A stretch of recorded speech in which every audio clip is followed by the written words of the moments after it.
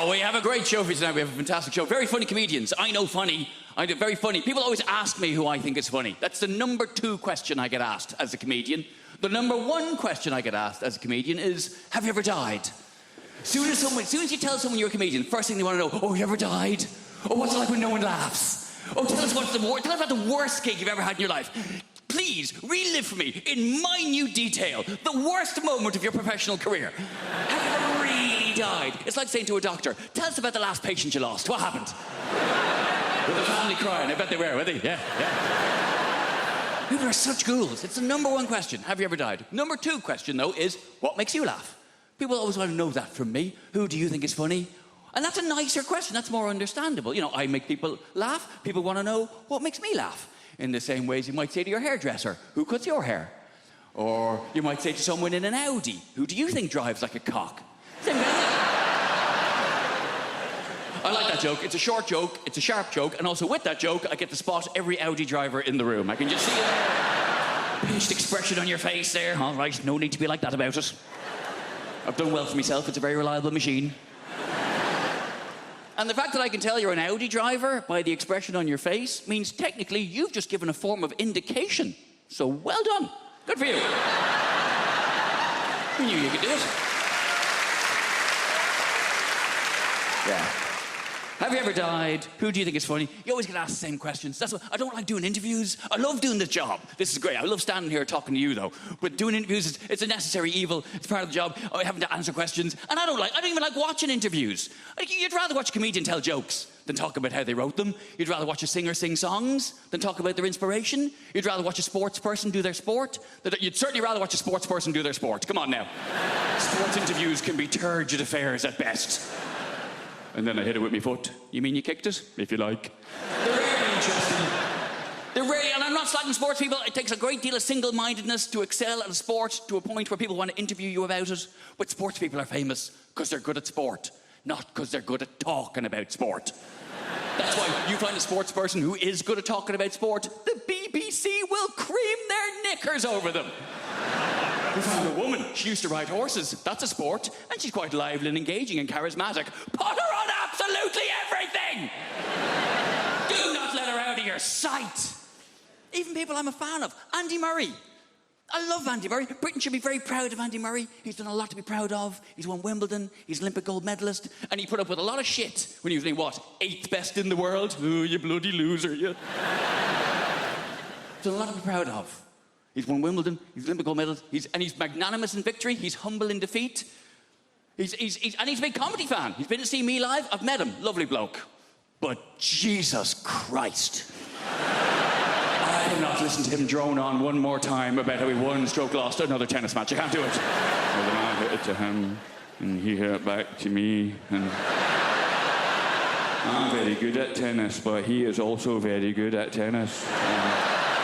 Some days I'm better at tennis than he is, but I think what's happened today was he was slightly better at tennis than I am, and that's maybe why he won the game of the... Oh, for God's sake, man!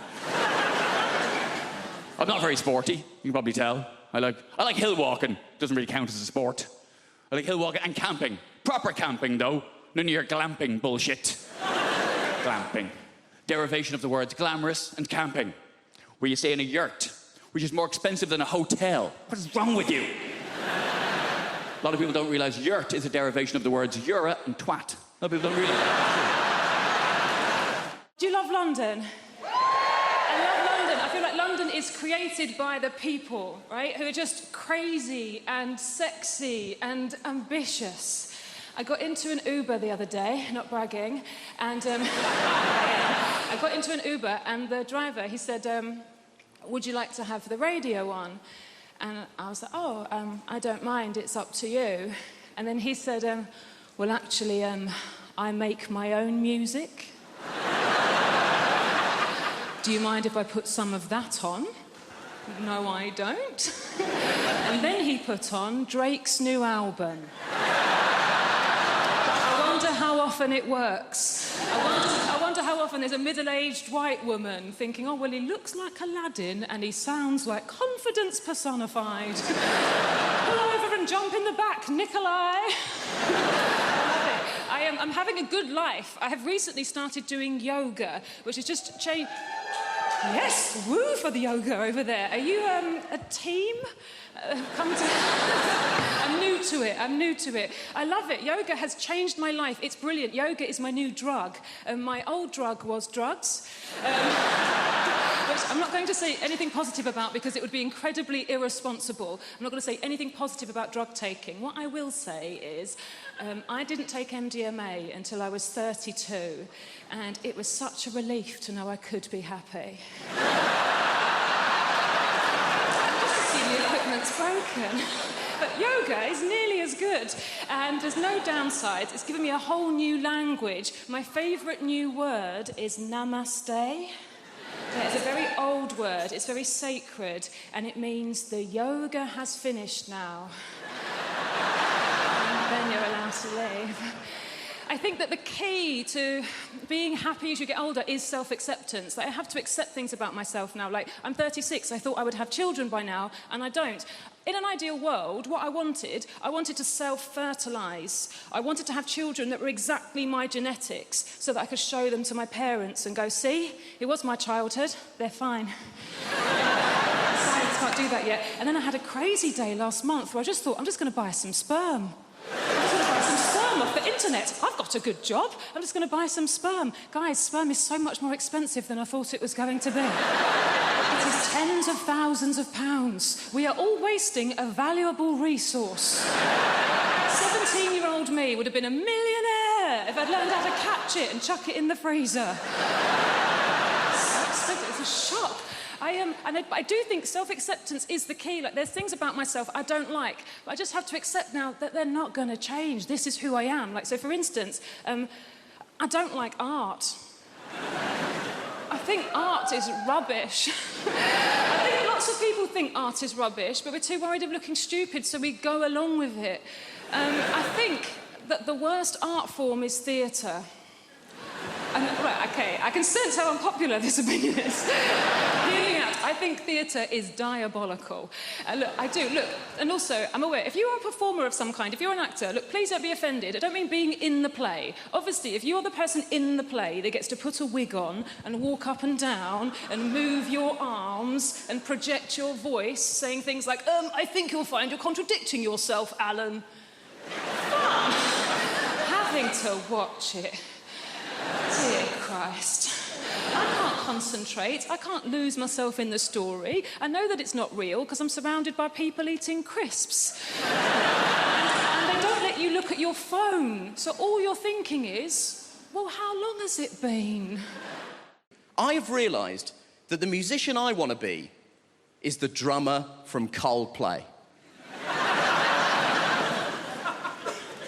I want to be the drummer from Coldplay so badly because that dude is rich as shit and no one knows who the fuck he is.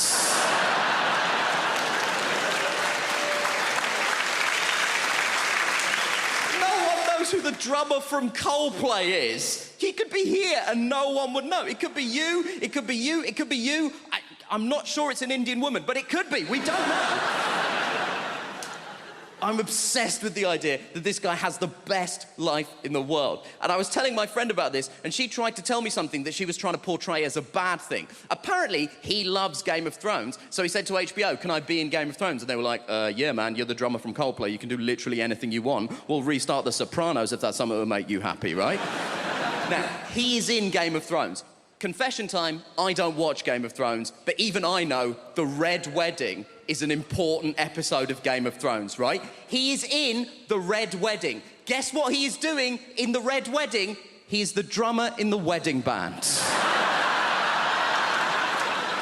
That is the extent to which this guy's anonymity is a borderline superpower. He is in the most famous episode of one of the most popular television shows in the world, doing the thing he is famous for, and no one noticed.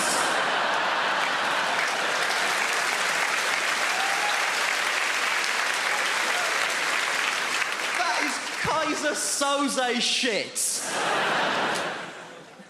And my friend was telling me that she read a supposedly embarrassing story that one of the actors told. One of the actors said that when they were shooting The Red Wedding, he was making small talk with the extras, and he got round to the drummer from Coldplay and said, "Are you a full-time extra?" And the guy was like, "No, I'm a musician." So he said, to the drummer from Coldplay, "He played on anything I might have heard of?" To which the drummer from Coldplay was presumably like, have you heard of All Music?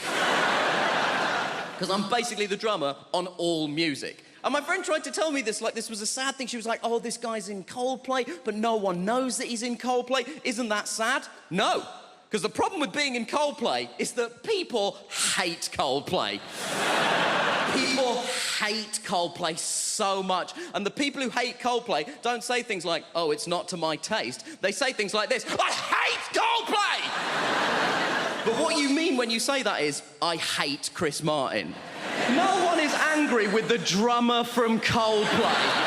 No one has ever been like, "Oh, the drummer from Coldplay! You ruined my life!" And I know what you're thinking. You're thinking, "Nish, why are you so obsessed with the drummer from Coldplay? There's 2 other people in that band. We don't know anything about them either." And you know what? You're right. There's a guitar player and a bassist in Coldplay. I wouldn't know them even if they were here. I assume it's you two, but only because he sat next to her and I spoke to her already. That's all I've got to go on at this point. They have the exact same life as the drummer, because I did a bit of research into this. Turns out Coldplay are one of those bands where they split the royalties equally. So they have the exact same life as the drummer, apart from one detail. They have the exact same life as the drummer. They have the same level of wealth, access, and anonymity. But crucially, the drummer is sat down.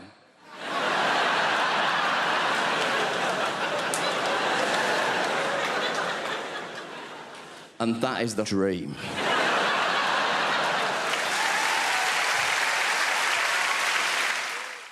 This year, I did no lilt February. Thank you. I know, it sounds impossible, but you take it one day at a time. Did I have any today? No, you're a legend. It gets hard around the middle of the month, you get the cravings. It's called lilt guilt. You're like, "Oh, I bloody love the lilt." It's the night where you go to the shop at midnight, you kick the doors in, "Where's the lilt?" And they're like, "We don't stock it anymore." Like, ah! So you try and make your own hooch lilt, you know, you get a pineapple and a grapefruit, and you add in batteries and a horse's head, and you're like, "It's good, but it's not totally tropical." Did that joke in America recently. Turns out they don't have lilt there.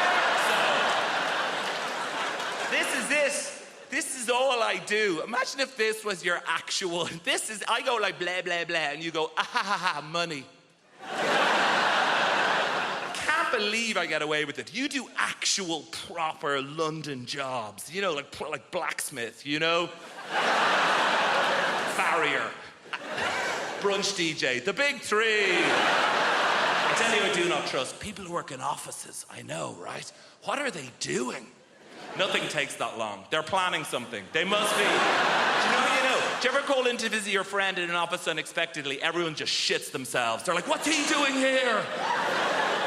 Cover the screen, lie across the spreadsheet, get him out. Kind regards, warm regards, best. That's how they talk. In the email. Hey. I know what it's like in the real world. Look, sometimes I check in your world. Oh, gross, back to showbiz. And... No, I'm very self-aware of the level of fame that I have. I was in a supermarket recently, and an older lady came up to me, and she put her hands on my shoulders, and she said, "You are vaguely familiar." And that is it. I did a gig in Wrexham, and I was at an ATM machine, and a guy cycled by, and he shouted at me, "Surprised to see you at an ATM machine." And I've been obsessed with it since then. What did he mean? Like, on the one hand, is he surprised I don't have a butler to go to the ATM machine for? No, I think it's the opposite. I think I'm surprised you have any money whatsoever doing keyboard horse shit. Here's my greatest ever showbiz tale. I did a gig in your Milton Keynes recently, thank you, and I was staying in the Milton Keynes Hilton, and she is the least well-known of all the Hilton sisters. And I I checked in after the gig at like 12:30. Room 303 is where this took place. Open the door, TV on in the room. Not that uncommon in the chain hotels. I guess it's to welcome you. But get this, on the TV is me playing the shitty keyboard on some show. Immediate thought is like, is this a service they provide to all guests? If so, no, it's the realization, this is it. I've arrived. And I waltz into the room, down the little corridor with the loo away to the left. And as the room opens out, there is a fully naked man lying on the bed. So they've given me the key to someone else's room. But he is lying there, watching me on the TV. And he looks up.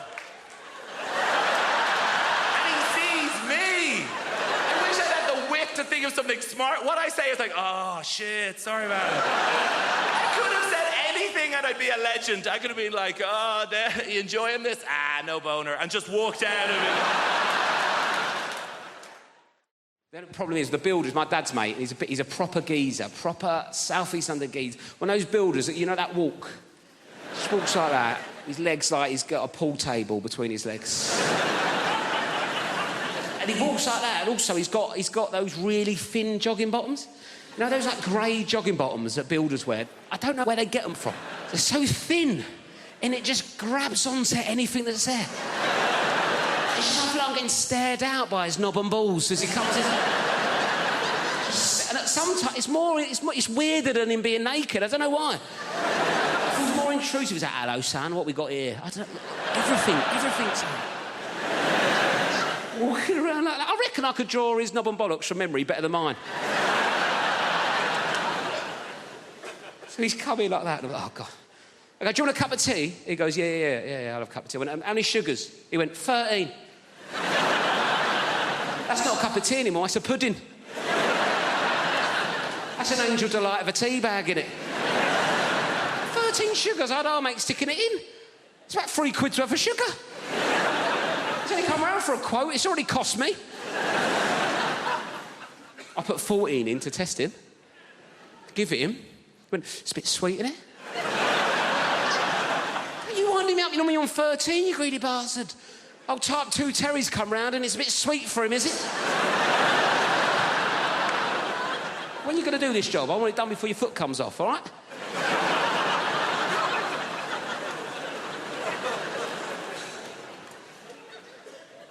Anyway, I had a Kit Kat in the fridge, right? I thought, right, let's get him back on side of Kit Kat, right? He's into sugar. I like introducing people to new things, see if he wants a Kit Kat. 4-finger Kit Kat. Like, how would you eat a Kit Kat? 4 fingers? I've said that wrong, haven't I?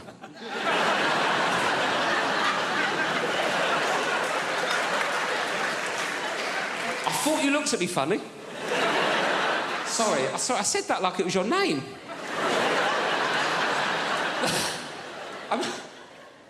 What I meant to say... I don't know what I meant to say. I meant to how would you eat a 4-finger Kit Kat? But I went, how would you eat a Kit Kat? 4 fingers.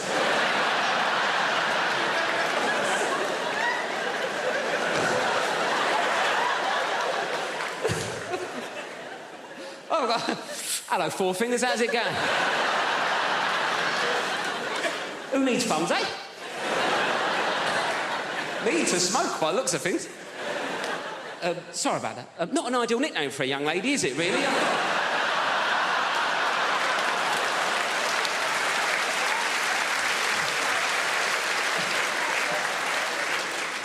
So what would you do? 1 finger at a time? Is that what you'd...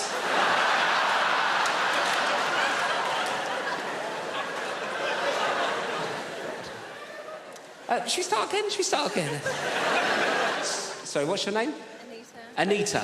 Nice to meet you, Anita. Sorry for calling you 4 fingers. Anyway, Anita, how'd you eat a Kit Kat? That's what I was going for. 1 at a time. 1 at a time, right. 1 at a time's a normal approach to a 4th. Got there. Yes. Anyway, 1 at a time's a normal approach to a 4-finger Kit Kat, isn't it, right? I gave this builder a 4-finger Kit Kat. He picked it up, put the whole thing in his mouth at once. Bit into it like he was eating a bun. Dirty ogre sugar bitch. What kind of animal is one popping a four-finger Kit Kat? It's lovely to be here. I've come all the way from Brighton. Just in case you're wondering what this haircut is about. Might be a new face for some of you people. Don't panic, the BBC invited me here because they needed a beige lesbian. So I'm just here to tick some boxes. Not your box, madam, just a metaphorical box. I'm half Spanish, that's what's happening there. I've got a Spanish mum, and she lives here in the UK. It's all very legal. She's lived longer in the UK than she's ever lived in Spain, but the brilliant thing about my mum is that she's never lost her accent. She's done very, very quickly. She's done this lost a word she cannot pronounce. Lost a word she cannot pronounce, huh? My favourite word that my mum's never been able to pronounce is my brother's name. It's not even a difficult name, his name's Stephen. I don't know if you've noticed this, Spanish people, any word that begins with the letter S, they struggle, right? So my mum doesn't call him Stephen, she calls him Steven.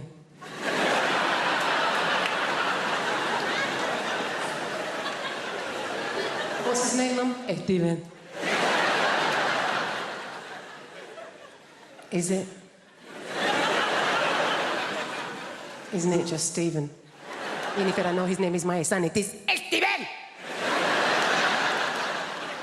You don't want to mess with my mum. She's not like British people here in this country. We can be quite passive-aggressive, can't we? She's just very aggressive woman. I don't know how my mum's never really coped in this country, and I think it's because, like a lot of Mediterranean people, she's quite loud, yeah? She's got one volume. It's like this. Whereas in this country, particularly if we're middle class, we tend to be low talkers, don't we? We don't like to raise our voices, do we? Why? Because we've got money.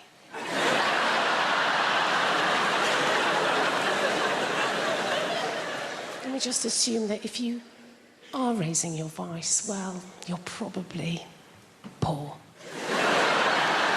Or worse, foreign. Great thing about having a Mediterranean mum is they feed you. Oh, my God.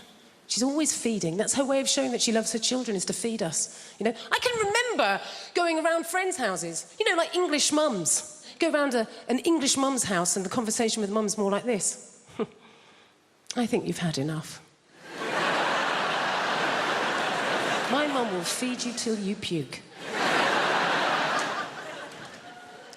Going on in my life, and my mum will relate it back to a meal that she's cooked. Do you know what I mean? Like, so good or bad, particularly if I'm depressed. If I phone up my mum and I've had a terrible day, yeah? I phone up my mum, conversation always goes like this. Oh, Jennifer, my God, I'm so sorry to hear that you're having a hard time right now, but you know what? Don't worry, okay? I made a soup. Come home, you sound hungry.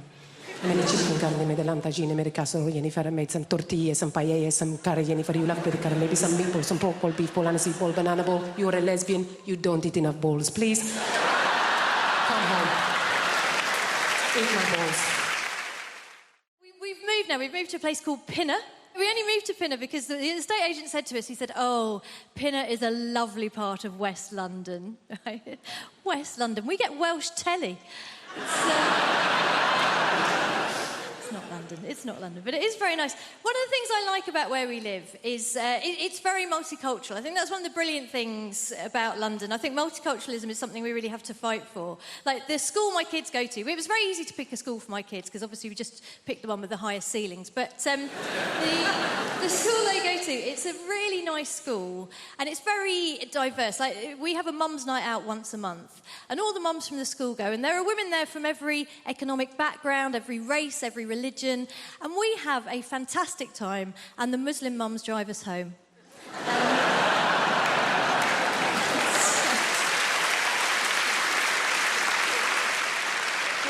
tell you what, it is nice. I had an incident the other day, though. I was walking down the street near where I live, and it was one of those sunny days, one of those days that remind some van drivers that women have breasts. You know, one of those. And I was walking down the street, and there was a van drove up and slowed down, and two guys leaned out of the van, and they were in classic kind of leching position. And I knew they weren't going to be looking at me because I am 44 years old. And in fact, my older friends, when I was turning 40, they said, oh, being over 40, it makes you invisible, right? And I have found, yes, that is true, but the brilliant thing is it mostly makes you invisible to dickheads. So it's not really a problem, it's a superpower, if anything. So I'm walking down the street, these two guys are leaning out of this van, and I see they're leching, but they're looking past me at a younger woman, a woman in her 20s, who is walking alongside me. And these guys do the classic thing. They lean out of the van and they gave this woman a very detailed appraisal of her anatomy. You know, they covered all the main areas in bullet-pointed form, very thorough. And then they went on to suggest what I can only describe as a smorgasbord of activities they felt they would enjoy indulging in with her, were they not under pressure of time to get to the next plumbing job.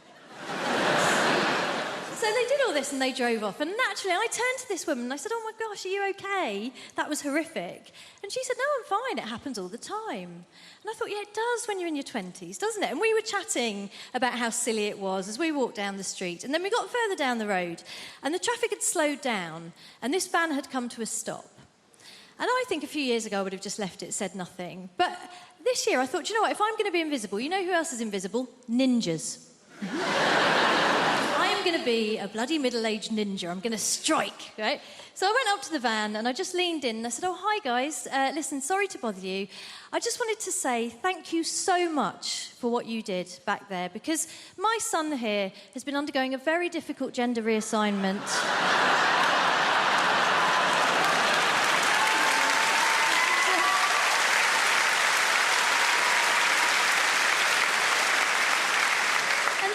He's been worried that it's not going that well, but what you did back there really made him feel like a proper woman. Right? Thank you. I was delighted with myself as well. But what was really special was that then the young woman next to me leaned in beside me and in the deepest voice I've ever heard, just went, yeah, thanks, guys.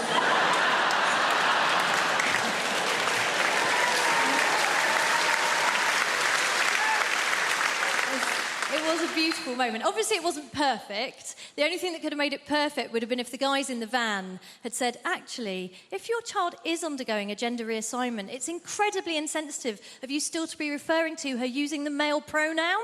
They didn't do that. They just called us slags. Let's lighten the mood a little bit. Let's talk about terrorism. Terrorism... Listen. One of my main issues with terrorism is simple, all right? It's got people that have known me my entire life doubting my credibility, all right? It's mad thing. And I want to let you know, all right? You guys are a little bit worried at the moment. I'll make it explicit for you. I am not a member of ISIS, all right? I'm not, okay? I have nothing to do with those people. I don't follow their ideology. That's because I've got 6 months left on my Al-Qaeda membership. I'm a lot... Where did they go? My gosh, I'm going to get some water, all right? Flipping it. It was a bad choice wearing this heavy-ass jacket, you know what I mean? You know what, actually? Ooh, it's squirting all over the place. I tell you what is the biggest threat to Muslims on the face of the planet today, all right? Dehydration. We cannot carry around clear liquids in a bottle anywhere, all right?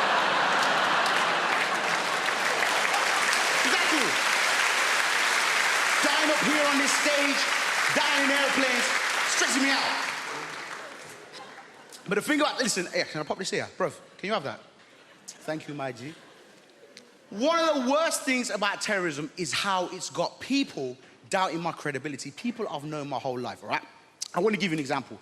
I've got a neighbor, okay? She's called Maud. She's known me for 27 years. And because of the media narrative, the way that the media portrays Muslims, minorities, Black Lives Matter, the world is very divisive. Who in this room just wants to live and get along? Make some noise. Exactly, we all want to, all right? But the media has got people doubting me, all right? So I've had my neighbor 27 years. We've got it's a nice, simple thing. It's a neighborly thing to do, all right? A regular Friday wheelie bin ritual. We grab the wheelie bin, drag it down to the end of the driveway, have a quick natter, go back in. It's what neighbors do, innit? It's what neighbors do, all right? This particular Friday, Maud is like clockwork, but she was late. And I'm thinking, rah, is Maud okay? I hope she's all right. Usually she's like, the bin was stinking of shit, but I thought, you know what, I'm gonna stay here. I'm gonna be a good neighbor and have this conversation. Boom. 3 minutes later, boom! She kicks open the door. She's stressed. She's flustered. I said, Maud, is everything okay?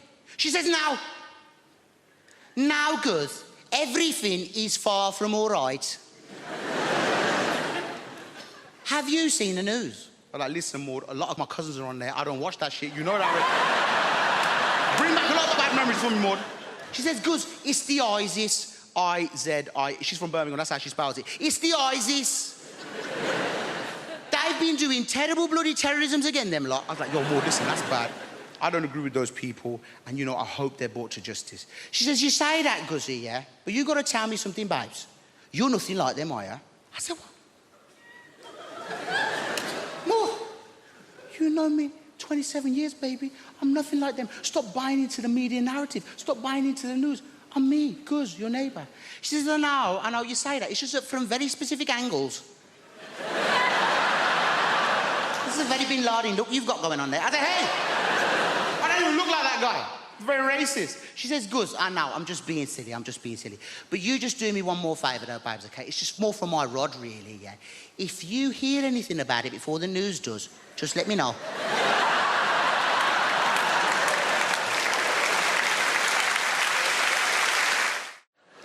I get concerned about the message that we send, you know, young women a lot on TV and, you know, in the media, because right now we live at the height of materialism, where it's suggested to young girls especially that you can indulge the most depraved man as long as he's rich. This is evidenced by the franchise 50 Shades of Grey.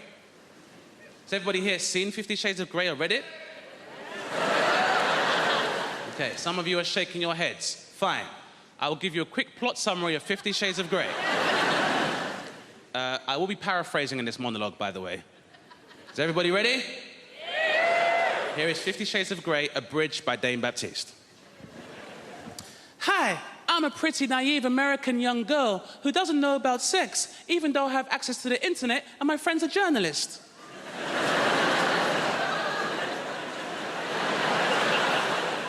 Mr. Grey, you seem so mysterious and rich. Can I interview you? That's right, baby. I am mysterious, and I'm rich as hell. Can I put a pineapple in your ass?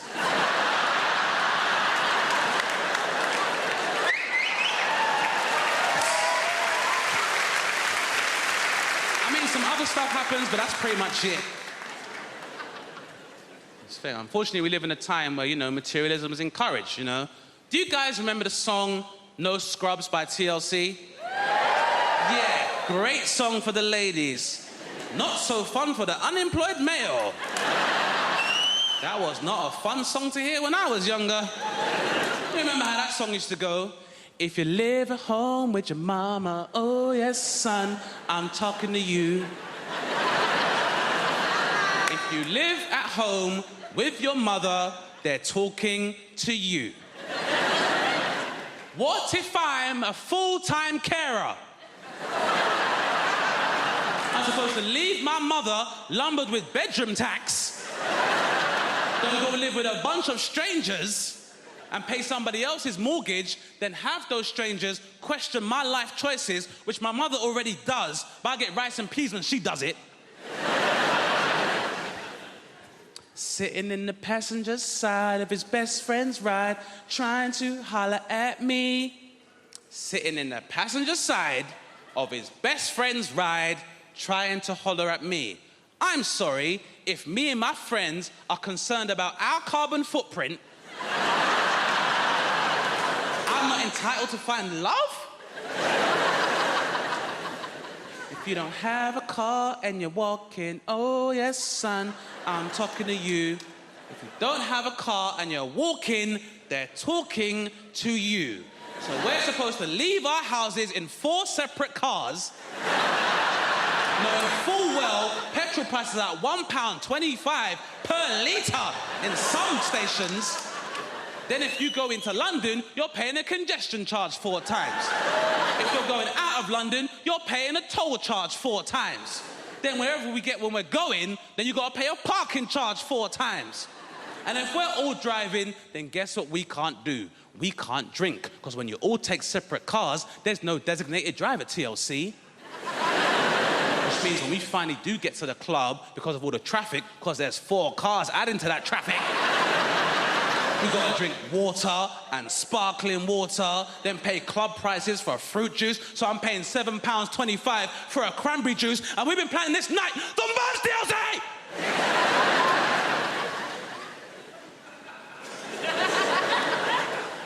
People ask me, they say, Chris, what is it like trying to raise a child when you can't see the child?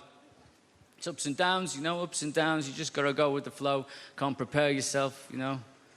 She's 3.5 now. When she was 2.5, if you haven't got kids, by the way, as soon as they get to 2, they're adorable. They just start asking questions. They want to know what everything is. You are their source of information. They want to absorb the world. My daughter, she's 2.5. She's in the bath. I'm knelt there. I'm bathing her. She's like, what's this, Daddy? What's this, Daddy? Oh, bloody no, do I? Give it here. Just... You might be 2.5, but you know way more than Daddy at this point, sweetheart.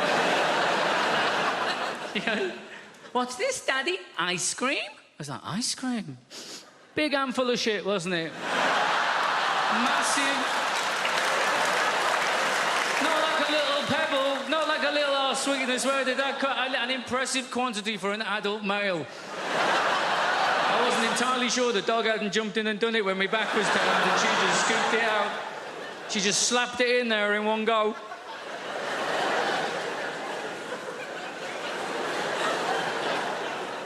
It threw me.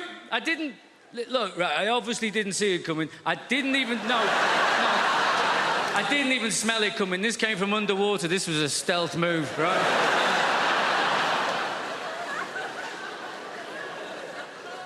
And I'm not entirely sure exactly what happened. You know, I've narrowed it down to 2 options, I think. I've given it some thought. I mean, she was 2.5. Let's give her the benefit of the doubt. She deserves the benefit of the doubt, doesn't she? Option 1, benefit of the doubt. This is what happened. She sat in the bath in the warm water. Yeah? She farts. She shits herself. She doesn't know she's done that. A few minutes later, that goes floating past her in the bath, doesn't it? She sees it there. She thinks to herself, I wonder what the bloody hell that is. That looks a little bit like ice cream. I know, she thinks. I'll ask Daddy about that. He knows about these things. He's a very, very clever man, yeah? That's option 1, isn't it? Benefit of the doubt. Option 2. She's a bloody comedy genius. She's sat there in the bath. She's got Mr. Penguin up here on the wall. She's got, hey, Mr. Penguin, Mr. Penguin. Get on this now. This is going to be brilliant. This is going to be amazing. Watch his face now. Watch his face. Watch. Keep looking. Keep looking. What am I going to do? Not only am I going to do a shit and put it in his hand, I bet you I can make him sniff it.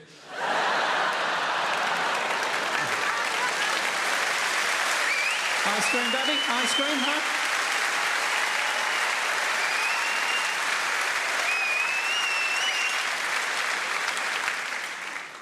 We were very lucky with my daughter.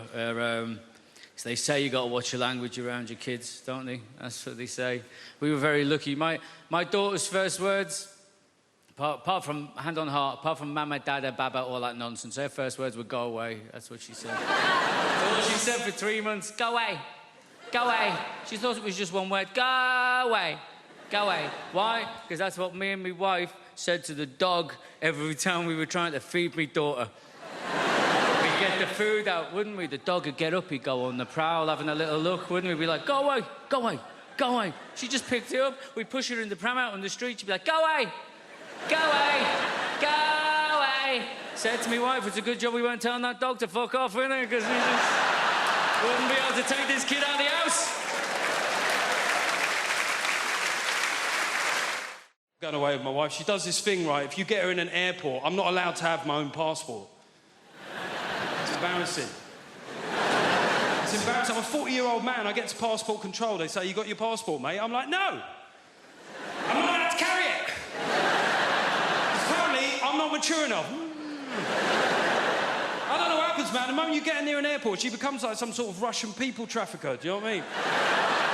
She's like, I must have all the passports. You you cannot handle passport. You are too stupid for passport. I must keep all passports in zippy clear travel document folder, huh? Alongside printout from TripAdvisor. But you may carry the bags. I'm like a peasant boy for the day. Oh, thank you, master. Thank you very much. Yes, it's a real honor for me to carry your bags, you know. 11 pair of shoes for 3-day mini break is a good idea, huh? Yes. Maybe you will become a centipede while we are in Egypt. Who knows?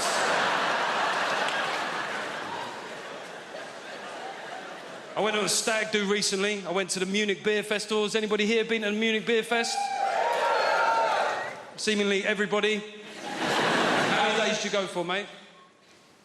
No days. Got deported on arrival. We went for 7 days. We got there on a Monday, right? We had 6 straight days drinking, Monday through Saturday. And on Sunday, we said, we've got to do something different, right? So we went to Dachau concentration camp. Yeah. It was a weird shout. There's no getting away from it. Could have gone go-karting. I said, no, let's do some World War II here. Took a long time to get there, and when we got there, it was shut. Now, yeah, it felt inconvenient. However, given the wider backdrop of historical suffering, I didn't necessarily think that my inconvenience was that big a deal, right? So I just thought I'll take it on the chin. But we had a mate of us called Tim, and Tim started popping off at the German security guard. He said, mate, it's a Sunday, yeah? It's a big tourist day. It's outrageous that it's shut. I said, to be fair, it's outrageous that it was ever open, you know what I mean? It's like,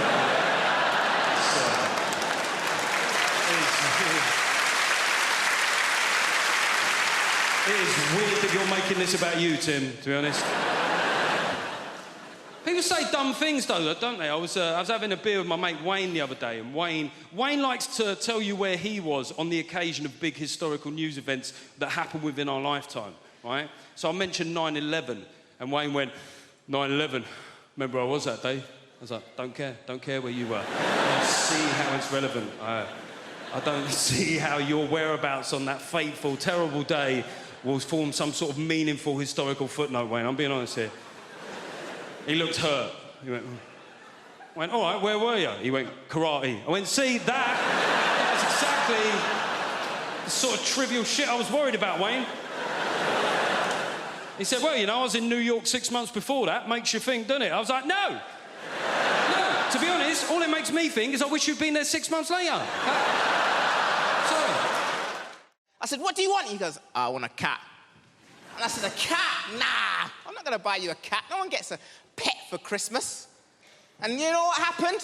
I'll tell you what happened. There was a mouse.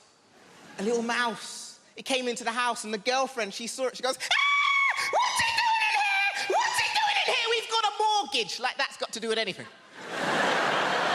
Like, all the mice is outside there. It's like, hold on, guys, before we go in there, we need to see if this is rental accommodation first. Yo, fam, put that cheese down. We haven't seen the tenancy agreements yet. It might be a hoax, right? It don't work that way. So she was like, Marlon, we need a cat. I said, I don't want one. She said, Marlon, we need a cat. So we compromised and we got one. So we went to this place. Where they hold all of the cats in the world. And I walked in there, I was like, I want a cat. And the lady said, that's not how it works, sir. I said, please. She said, no, what it is, we need to interview you to see if you're fit to have a cat. And I started panicking. At this point, I said, listen, right, lady, right, listen, right, between me and you, I've got a son. I said, human being, 8 years old, and he's not dead. And she looked at me, she was like, yeah, you can have a cat. So, she brought us up the stairs, man. When she brought us up the stairs, I've never seen so much cats before in my life. There was more cats than people in this room right now, right? And they were there, different shapes, different sizes. And my girlfriend, she got drawn to one cat, which was like blue and grey. I've never seen a cat like this before, a blue and grey cat, and his whiskers were out and the tail was up, and she walked over to the cubicle where the little cat was, and she put her hand right up against it, and the cat came along and he put his paw there. And it was like they were touching. And she was like, I want that cat. And the lady said, no. She said, why? She said, well, that cat, it can't live with children. And my girlfriend looked at me like to say, fuck the kid. I want that cat. The lady said, no, you can't have that cat, but we've got some cats that is suitable for you, but they're in this corner over here, and she walked us into this corner, ladies and gentlemen, and all of the cats in this area here were black cats. Yes, and my paranoia, that went off straight away. I was like, hold on a minute, we can't have that over there, but we can have any of these ones. I've got to fight racism in the real world, but also in the feline world as well. This is bloody ridiculous. And she said, this one's called Denzel. I've made a list of pros and cons, because I've been spending a lot of time in brothels and prisons. Made a list of pros and cons, always good, give you a bit of balance, Con, complete loss of all feelings of hope and possibility. That doesn't sound very good, does it? It doesn't sound much fun, does it? Pro, increased plug socket access. Bang, 1-all. I say increased, it's actually total plug socket access. I've got 32 plug sockets in my house. Each and every one of them is now under my sole domain. Con, all experiences that formed the basis of my happiness and sense of self-worth are now destroyed by grief. Downer. A bit of a downer, isn't it? Pro, less recycling. I can fit it all in the green box now. It's remarkable when you take into account just how much I'm drinking. Oh, John, you're meant to heat mulled wine. All right, Your Highness, hand me the bottle and leave. Con, I'm gonna lose me house. Bit of fun. Pro, 25% off council tax.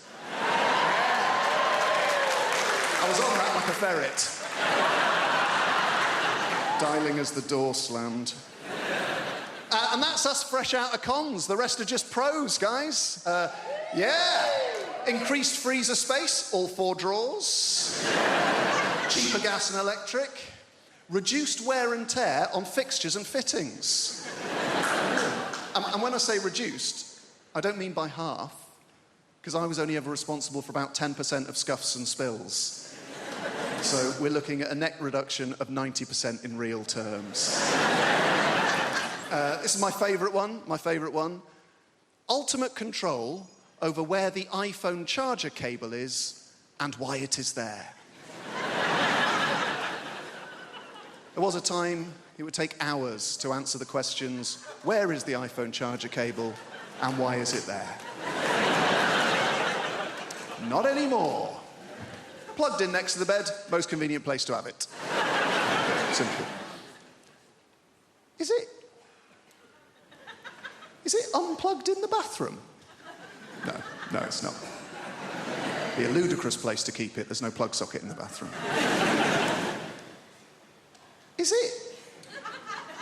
Is it in the front pocket of a rucksack you no longer use? That'll be the last place you look. That'll be very frustrating. Is it plugged in on a train we have alighted from? No. It's plugged in next to the bed because that's the most convenient place to have it.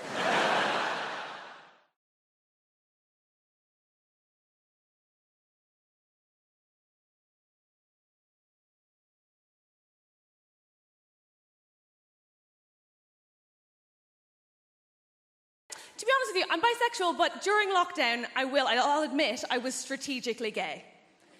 I think that was the only way to go. When dating became such that you had to meet strangers in parks, and also you had to believe the other person when they said they washed their hands. I'm not doing that with men.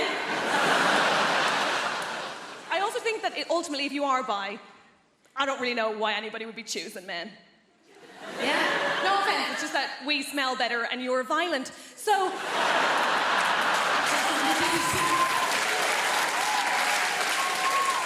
The men who don't laugh at that unnerve me most. Yeah, okay. I'm glad, join in. Okay. There are are good things about being broken up with. I think one of my favourite things is that I had to get my house sorted, so I got a bunch of DIY done. It really, I think DIY is amazing. DIY, in particular, there's one silver lining, and that is that DIY reminded me of something I had long forgotten the point of, which is, of course, men. You're amazing, aren't you? Specifically, I'm a fan of a subgenre of men. They're called handymen. Do we know these guys? Oh my God, they're wizards. I love them. They do magic. I adore them. You're not sold.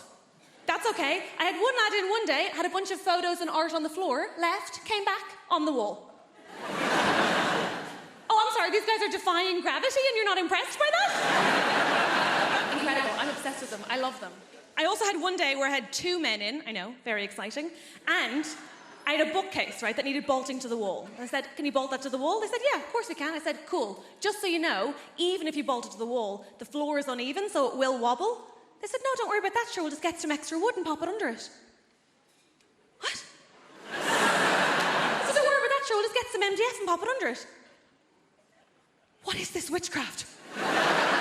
Here's the thing, Apollo. They did.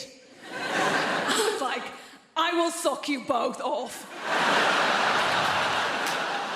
Obviously, I had to think about it afterwards because head was my first reaction, only my first reaction, I think a normal one. My second one was, of course, to wonder how I am a woman in her 30s who doesn't know how to do any DIY. And I think the obvious answer there is that men are keeping it a secret to remain relevant. And that's not on me, right? But I do know some women can do DIY. I date soft butches, I'm aware. But genuinely, I mainly know because a woman came to my house from British Gas, very modern, and she fixed my boiler, right? And after she was done, she said, okay, that's all done, all sorted. Just before it works, you will need to bleed the radiators. I said, what? She said, oh, for that to work, you're just going to need to bleed the radiators. I said, the butch one left. What are you saying? Sorry? Can't really hear you behind all of my hair. What's happening? She goes, do you want me to show you how to do that? I said, is that allowed? Women in the room, look at me. Come here to me now, focus, right? Did you know that that is just turning a key and waiting for liquid? It is basic hand job stuff, and no one will tell you.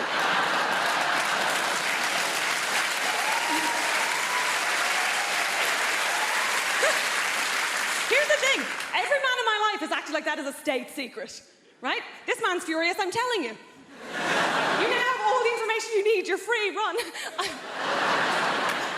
My dad bleeds a radiator in such a way that I thought he used his own dick. I thought there was actual blood involved. He'll go off with a bunch of tissues being like, I will do it, do not look, I will do it. Anyway, she fixed my boiler, so I was like, I will eat you out.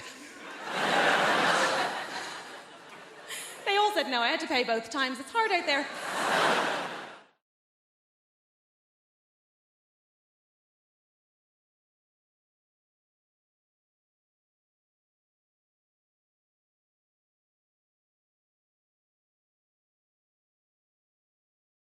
So you might be able to tell this to look at me, by the way, but you are looking at a recent Euro Millions winner. £2.80. It's a cheek, innit? It's a cheek, it's a disgrace, it's a scandal. £2.80 on the Euro Millions. 30p. More than what it cost me to play the game in the first place. I play the Euro Millions online because I'm rubbish with bits of paper, right? But basically, it's me plan on one day, this is how I'm going to buy a house, right? I'll wake up, I'll have that magical little email, I'll be able to buy a house, because we still live in a rented flat, me and my wife, my daughter. I can't get a mortgage, I am so self-employed. Every year I make the same mistakes. I submit as many expenses as I can for the year, reduce my taxable income down as low as possible. Every year I pay as little tax as I can legally get away with paying legally. And then it gets to the point where I try and apply for a mortgage and they're just like, but how do you even eat? And then we ran your figures through the computer, sir, and you're not even coming back as a real person. It's saying you've got the economy of a small African village with no water supply in the early 80s. It's suggesting we put a concert on for you. That's what it's saying. According to HM Revenue and Customs, I am keeping a family of 3 alive on £8.50 a year. So I play the Euro Millions online. Does anyone else play the Euro Millions online? Yeah, you'll know. You will know. Doesn't matter how little you win. They've only got one email. They send the same email to everyone regardless. They haven't got the decency. They haven't got the good grace to just tell you in the email, just to let you know you've won £2.80, you loser. No, they like to build up the hope. You're a winner! Log in now, they tell you. Log in, we can't possibly tell you what the news is in the email. If this information should fall into the wrong hands, your life might very well be in danger. Log in now, we've got investment experts standing by who can advise you on what to do with your £2.80. You can have it in one lump sum payment, or you could choose to have it in instalments of 14 pence a year over 20 years. And I get it, but it's data protection. I get they can't put the thing in the email. Just have 2 emails, that's all I'm saying. Have a second email for people like me. You're a winner, but don't build your hopes up. Don't be picking any houses, but do decide what your favourite flavour of crisps is. 'Cause somebody's getting a multi-pack. This is why I hate it.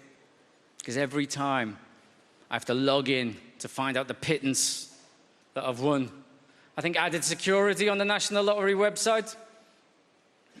Username, password, Mac keychain, Bing, that goes in, not a problem.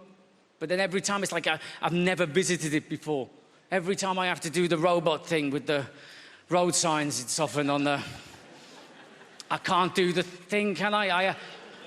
I have to click the button underneath. Give me an audio challenge.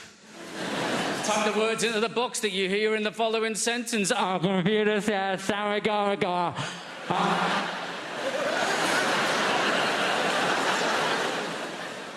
Let's give them road signs a go. I'll take me chances. Our computer says, sorry, go. It's like they've hired stroke victims to read foreign words.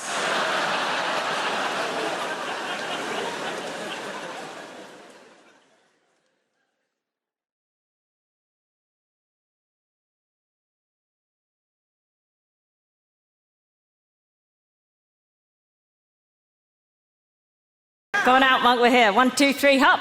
Hello. Hello. Oh, Colo. Let's get rid of this shit. Yeah. There's no going back. No, there's no going back. So, what's that on your face? On my face? My microphone? Where's mine?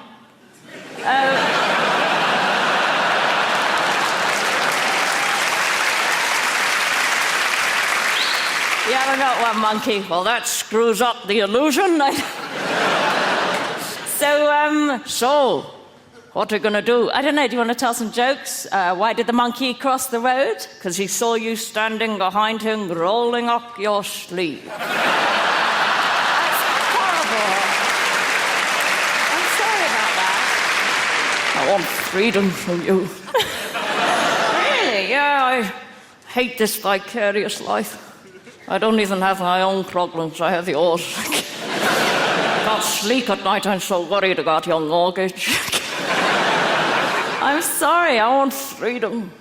I have of late, but wherefore I know not, lost all my mirth. Forgone all custom of exercise, indeed, it goes so heavily with my disposition. What's this? Oh, I don't know, just some shit I wrote when I was locked in a room with a typewriter.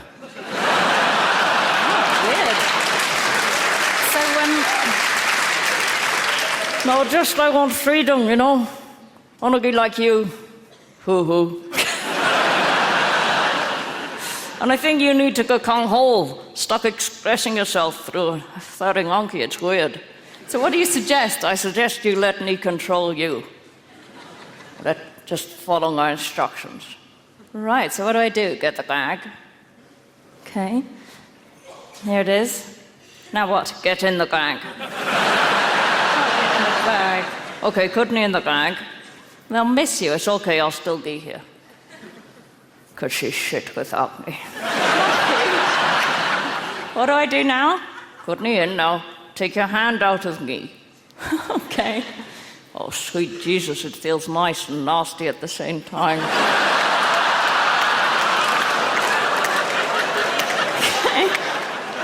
All right, my hand's out now. What do I do? Take your hand out the bag. Oh, I don't want to. Go on. Force yourself. Don't you like me naked? No. It's very disturbing, but it's very deconstructive. But I miss the monkey. I am a monkey, a schizophrenic bitch. What do I do? Talk to the hand. Don't want to. Put the bag down. Oh, I feel very exposed. I don't know about... What are you doing? I can't tell my arse from your elbow. I don't know if I can continue with this. It's doing my head in. Okay, then put this hand down by your side. But I'm still here. Where are you now? I'm in your mind. All right, Monkey, the laughter's got a bit uneasy. It's okay, you'll still get paid. I feel vulnerable. Are you ready for the final step? I'm not sure. What's the final step? I'm going to get on your face. Okay, Monkey, I don't like the sound of that. Stay where you are. Here I come. No, stay where you are. Here I come, here I come, here I am. Oh, at last I'm in the stupid cow. You're all a bit freaked out now, aren't you? It's quite a sweet voice on a little monkey, but with tits, it's bloody sinister. Thank you very much, that was Monkey. Here at the sink, right? And I've put a little thing here. It's like a bean tin, but it's got holes in it. So you put the cutlery in there, and it's all together then. You're not chasing it round, and the water comes out of the holes, so you just take it away, right? I watch them washing up, reach past this thing. They can see it, it's there. They would have to be blind in this eye and looking that way not to be able to see it. They travel the extra distance to lay the cutlery flat on the side. And I mean all the cutlery, including teaspoons. And not that way round.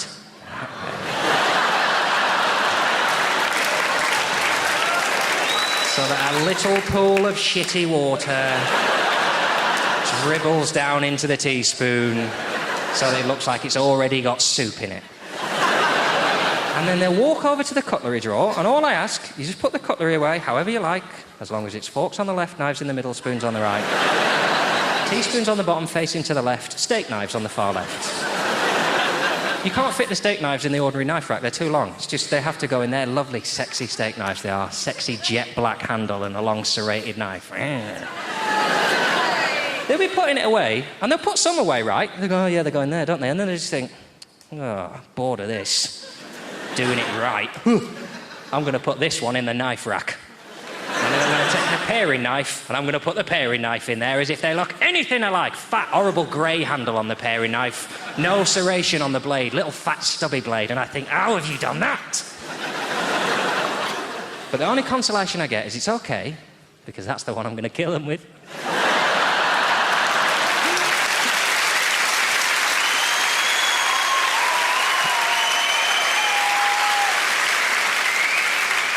I'm going to grab that knife and I'm going to sneak up to their room in the middle of the night. I'm going to go, hello, it's the fairy. And he's tooled up. I'm going to stab you now with this steak knife. You know, that's actually a paring knife. So you do know the difference!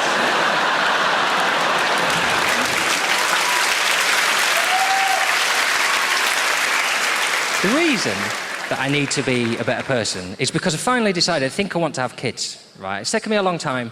And what turned me was a really tiny thing. I watched a woman near where I live pushing a pram with two sort of toddler-age children in. And all I heard her say as she walked past, she went, well, cars aren't allowed to turn right all the time. Sometimes they have to go straight on. That was it. And I thought, my God, I want kids. Imagine being in the company of people to whom you could say a sentence that tedious, and their response will be, you blow my mind. So there's a road, but they're not allowed to turn into it. That is... So what, do they just move house to the end of the road then, do they? Well, if you turn right twice, you'll end up back on that road. And why aren't you Prime Minister? I don't... You know everything. You're an incredible person. So I really want kids, but I can't have kids because I can't inflict myself on a child. Because I don't know what the line is between telling a child when it's doing something wrong so that it learns to do better and accepting that children can't do everything properly. I don't think I would draw that distinction. I think I would just always tell them that they were doing something wrong to the point of breaking their souls immediately. Oh, you're doing some colouring in, are you? Ah. I just wonder why you're carrying on with that, because you've got out of lines, haven't you? It's ruined. It's never going to be perfect now, is it? You might as well start again. Because it's not going on the fridge like that.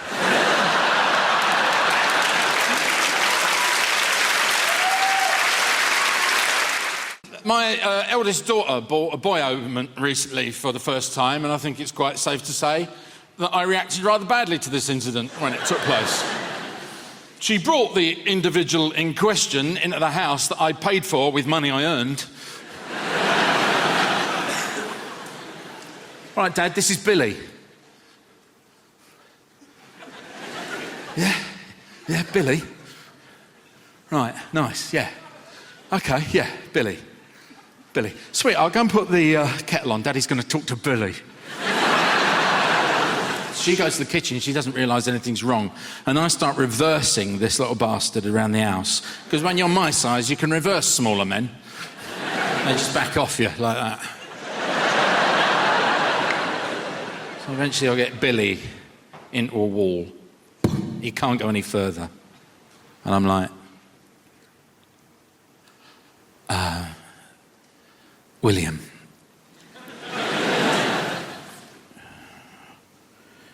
If you as much as touch her, I will cut you. At which point, young Billy started crying. But that is 6-year-olds for you, because they can't really, you know?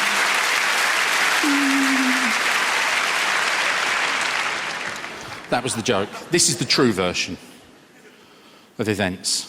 How can I start this? Okay. So,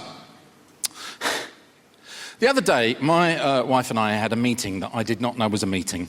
I got in, and there was tea, and there was biscuits. And I thought, brilliant. And I sat down, and I'm drinking, oh, Viscounts, I love them. Oh, didn't even take the foil off. Oh, these are, oh my, love a Viscount. And she goes, yeah, we got to have a chat about Emily. I'm like, yeah, all right, yeah, what's going on? She goes, yeah, she's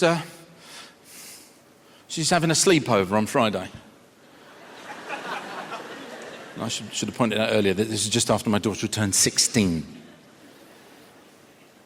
That's a very important number to bear in mind.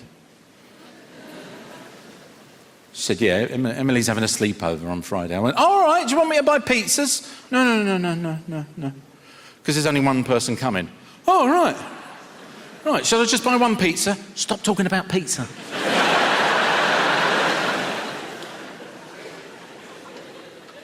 She's having a sleepover, and it's Stephen. What, the boyfriend? Yeah. Oh, where's he going to sleep?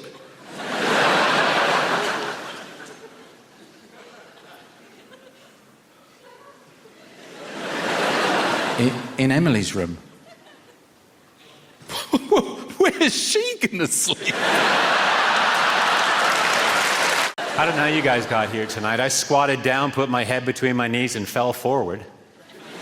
That's how I roll.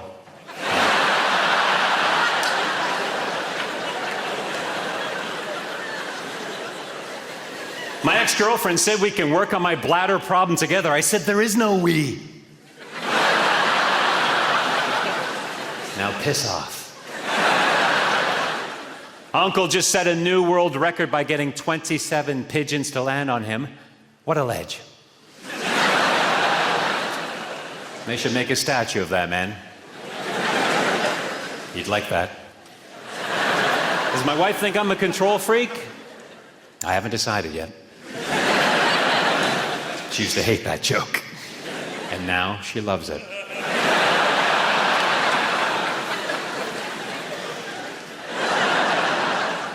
The other night at a party, my wife got drunk and told everyone she invented the echo. I said, listen to yourself. Self.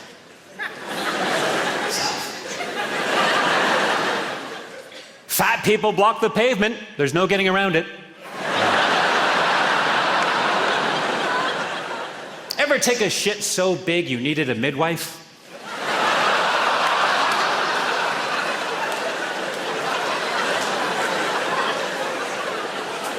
Me too.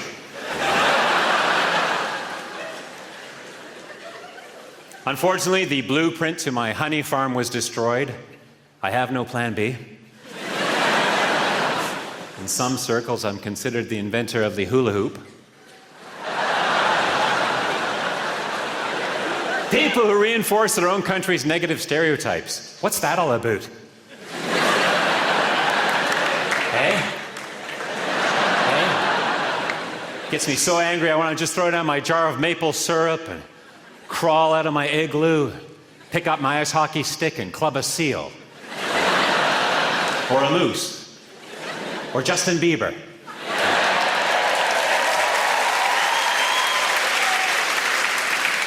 You're welcome. Canada has the fewest number of pretentious people to speak Latin than anywhere else in the world, per capita. I'm talking Saskatchewan, Manitoba, etc., etc. Vis-a-vis New Brunswick. Spartacus. I don't think Spartacus is Latin, but it gets me a couple of laughs, and that's why I'm here. People say I have the legs of a dancer, but until they find the rest of the body, the cops got nothing on me, man. Someone recently called me a shameless self-promoter. Me, Stuart Francis. .com. I've been described as being dismissive and having a limited vocabulary.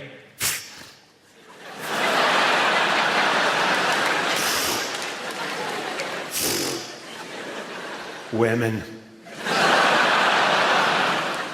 People say I'm a plagiarist. Their word, not mine.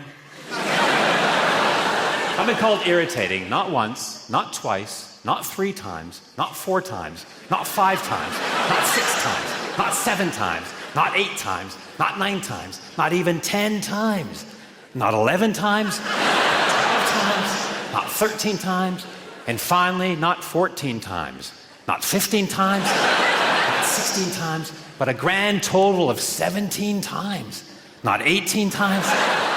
Sometimes you got to knock a routine on the head because it's been won. Some audience member has just nailed it and nothing will ever be as perfect as... I was in Killarney, right? And I had a routine about stupid things you do on your holidays, right? Where I would generally ask the audience, hey, what's the stupidest thing you've ever done on your holiday, right?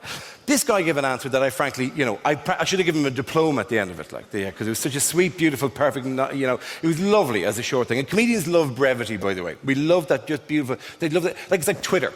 I love Twitter, mainly because it's allowed up to 40,000 people to contact me directly and tell me I look like Gru from Despicable Me. And that's been amazing for me.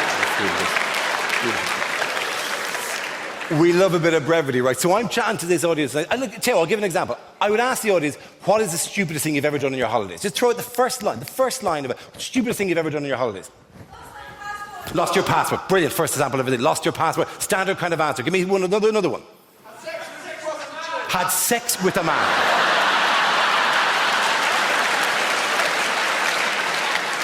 A surprisingly common response. And if you're gay, actually not that weird at all. So lost the passport, has sex with a man. Give me one more for the hell of it. Bit by a donkey. That's very much the stupidest thing that donkey did, rather than you, if the truth be told, right? So lost a passport, has sex by a man, bitten by a donkey. It's a hell of a night out, right? It's a fantastic single evening. If you could roll that into one story, you were in the game here, right? That is fantastic. They're all good answers, right? But they could have happened anywhere, right? With respect, you could have lost your passport at home, you could have a sex with a man any way you want. It's on your phone, Grindr, check it out, right? You could go to Blackpool and have sex with a donkey, not have sex with a donkey.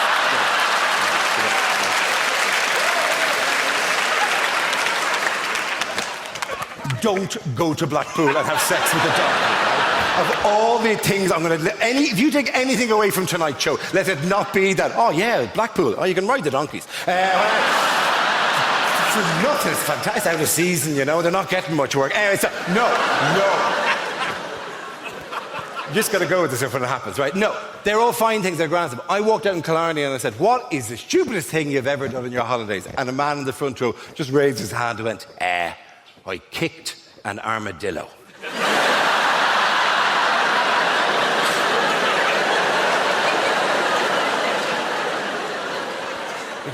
why did you kick an armadillo? And I goes, I don't know. He just walked out in front of me. I didn't know what to do. He was on a nature trek with a local guide sympathetically showing him the wildlife. Literally, there's a man at the front with a tree going, if you look up there, you can see that's the nest of the... And let's just pull back the bush. And now, can you see the tracks of the... as it walks through the... And he's at the back, just minding his own business. And an armadillo walked out in front of him. And he just panicked and went, ah, Jesus! And boom, hoofed it. Properly caught it with the instep. Fum, fam, right? Lifted it over a tree. Converted the armadillo, right? Now, I have no idea what I find more delicious about story, right? The face of the tour guide going, don't kick the wildlife. Was that not obvious in the general tone of what we're doing here today? Or the armadillo going, this is a bad day for it.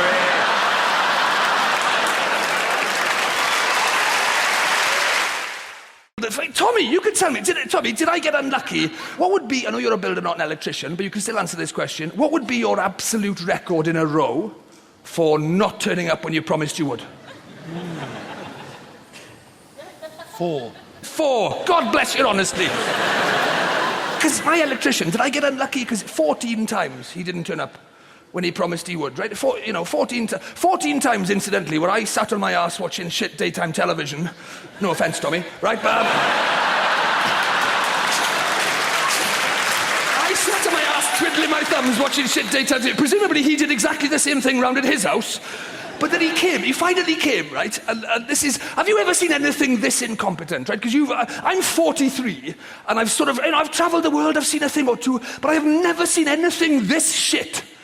I've never seen anything this incompetent in any area of life, right? Because this electrician came, and he fitted what do you call, double plug sockets.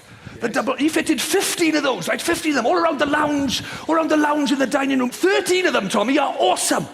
Awesome, some of the finest plug sockets you'll ever see in your life. Beautiful pieces of work. 2 of them, however, are upside pissing down, right? How is that even possible? How have you ever seen that? I've never seen an upside down plug set. Literally, the switches at the top, you push it in. Half the light switches are on the wrong way round as well, right? But I thought I can live with that. I was going to complain about that until I saw the plug sockets. I'll leave it go, right? Because it's not the end of the world. Some of them are on when they're up, some of them are on when they're down, or whatever. It's a bit inconvenient, but they all still work until you come to change a light bulb, and then it's Russian roulette, frankly, right? I let it go. I let the light switches go. We've all seen that before, right? But I'd never seen upside-down sockets, so I rang him, right? And the conversation I had with my electrician is in my anger management diary, right? This is the conversation with my electrician because he's put 2 plug sockets upside down in our lounge. I rang him, right? I rang him. I said, this is a bit awkward, but you seem to have fitted 2 of the plug sockets upside down. Do you know what he said, Tommy? Are you sure? I said, I think so. Yeah, I'm pretty sure. I mean, let me just check. Oh, hang on, my girlfriend's just come in. Her head seems to be roughly the same height as mine. Her eyes are above her mouth, and when we drop things, they fall towards our feet. We seem to be the right way up, mate. This is a genuine question from my electrician, Tommy. A genuine question. Would you prefer them all the same way up, would you? I think I would. I'm sorry, I'm old school. What can I say? I can't help it. And he's always on the front foot. He's one of those people, he'll never take a criticism, this guy, right? Because he's like, what do you want me to do about it? He's on the phone. What do you expect me to do about it? I said, well, it seems to me you've got 2 choices, right? One involves you popping back to the house and turning the 2 sockets round. Right? And the other one involves you trying to persuade the entire world to start living upside down, doesn't it? But I should point out, if you do decide to go down that second route, it could actually involve a lot more work for you in the long run, right? Because once you've travelled the world spreading the topsy-turvy gospel according to St. Pissing Nutjob the Inverted, right? You'll have to bounce back here on your head and redo the 13 sockets you put on the right way down in the first place.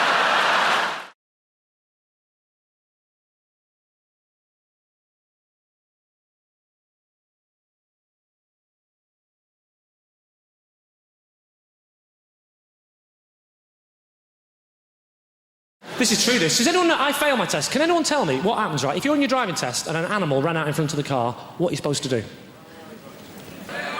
supposed to run it over. That's the right answer. They say anything else is a danger to other road users. I'm on my test. Everything's going great. Suddenly, this goat ran out in front of the car. So I remembered what he said, and I kept driving. A few seconds later, I look in my rearview mirror. The goat is fine. I've missed him by millimetres. Now, obviously, I didn't want to fail my test. So I slapped it in reverse like that. Yeah, I must have been chasing that little fucker through that field for 45 minutes before I ran over his head, and he still failed me. Where's the justice in that?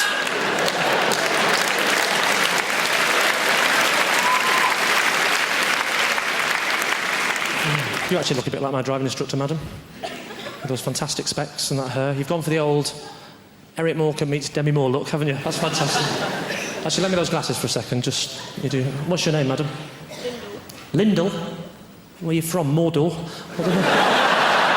Lyndall. My name is Lyndall. Are you searching for a ring? That's Australian. Oh, fantastic. I'm not going to take the mickey out of the Australians. You're the same as us, aren't you?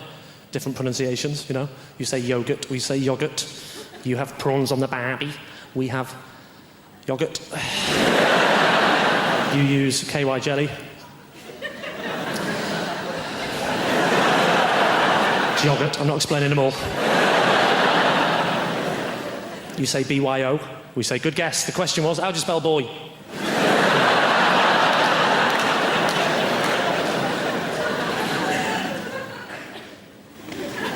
Arsenal! What do you do for a living? Are you a welder?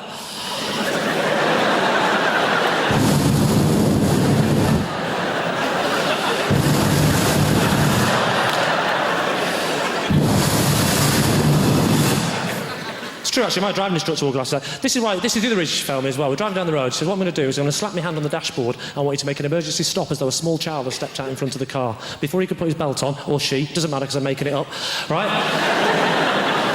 Before the person could put their belt on, right, I hit my brakes like that, and he hit his head full on the window like this.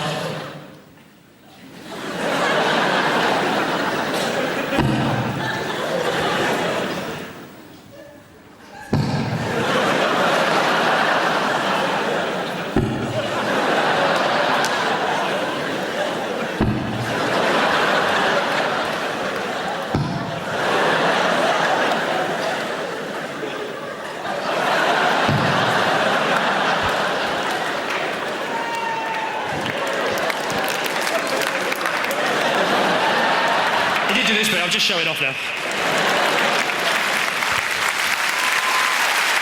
Oh, bad job! Hey!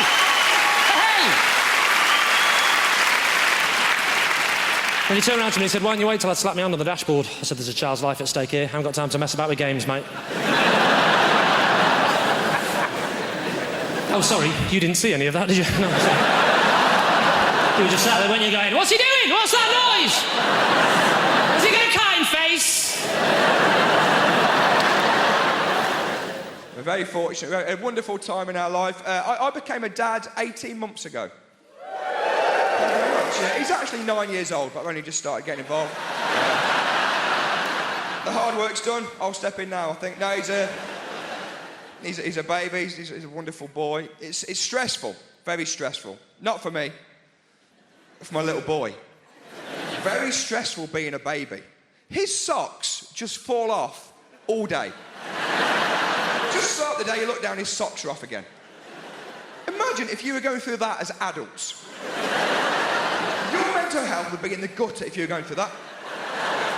I'm amazed that it's more baby's first words when they learn to speak, not mum or dada. What the fuck's going on with these socks? Seriously. Mad being a baby.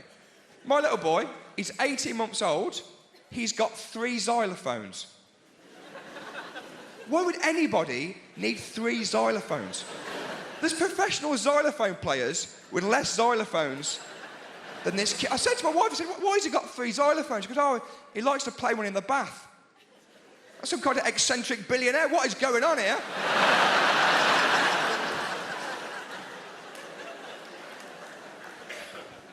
I'm enjoying being a dad. It's changed my whole perspective, to be honest, being a dad. Like, growing up, I used to think, like, I had an angry dad. Growing up, I always thought I had an angry dad. And now I'm a dad, and I'm like, oh, no.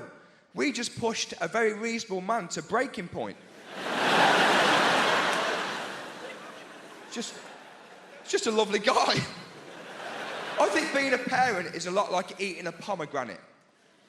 Like, there's really nice little bits, but ultimately, I'm not sure it's worth it. It's really hard. People give you mad advice as well when you have a kid. My little boy, actually, he's about a week old. I was holding him. And my mum, actually, she said, Josh, just think, that little boy you're holding there could go on to be anything he wants to be. He could be a top doctor, a politician, an astronaut. I was like, wow, that's incredible. But also, I wouldn't have thought so. An astronaut, from me to an astronaut in one generation. That's a hell of a leap. I went to the pub the other day. It was a push door. I was pulling it. I thought the pub was closed. I just went home. I could see people inside. Well, how have they got in there? What's going on? NASA are not knocking down my door. I don't think he'll be a politician either, because he's going to go to the same shit school in the Midlands that I went to. And politicians, they all go to the posh schools, don't they? And people don't like that. They say, politicians, they all go to the posh schools. I think that's okay. I think that's fine. I don't think you'd want anybody from my school being in charge of the country. Maybe this is very progressive, but I think if you learn maths in a porter cabin, don't get involved in government. I don't know. If you learn about history by watching Blackadder on a wheeled-in TV, stay out of it.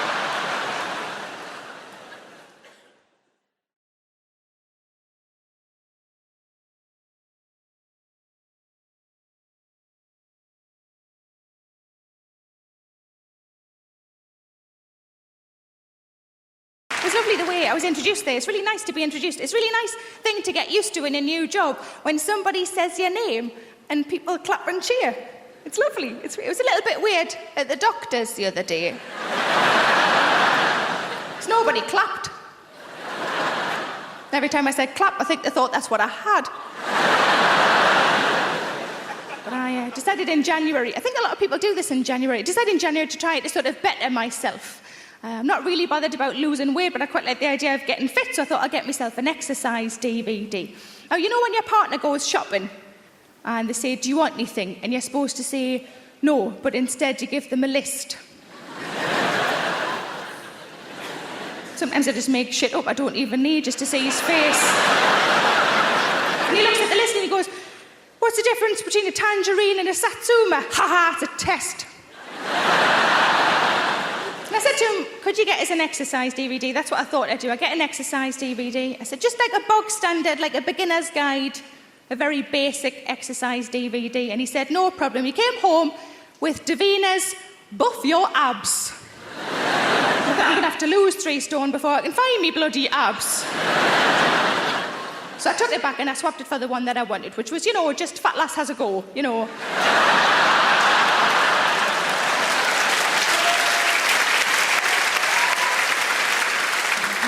Or the sequel, Fat Lass Tries Again.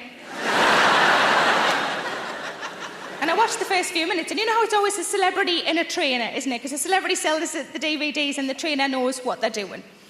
And in the first few minutes, they were both laughing at nothing. It was very unnerving. And the trainer said to the celebrity, why don't you tell the viewers at home what weight you were when you started this regime? The celebrity went, when I started this regime, I was 10 stone.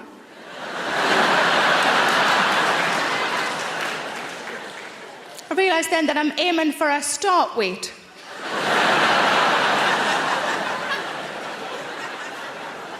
But I like to eat. Is that so bad? I like to eat. Sometimes I think I've got a tapeworm, but that it's just full. But I'm trying to eat more healthily. I had an apple the other day. Thank you. I put it in my handbag on an optimistic Monday. And by the Thursday, there weren't any Kit Kats left.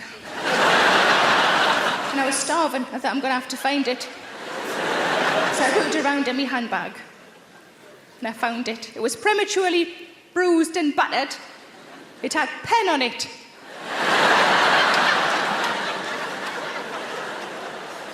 But I was starving, so I peeled off the clean panty liner and I ate it.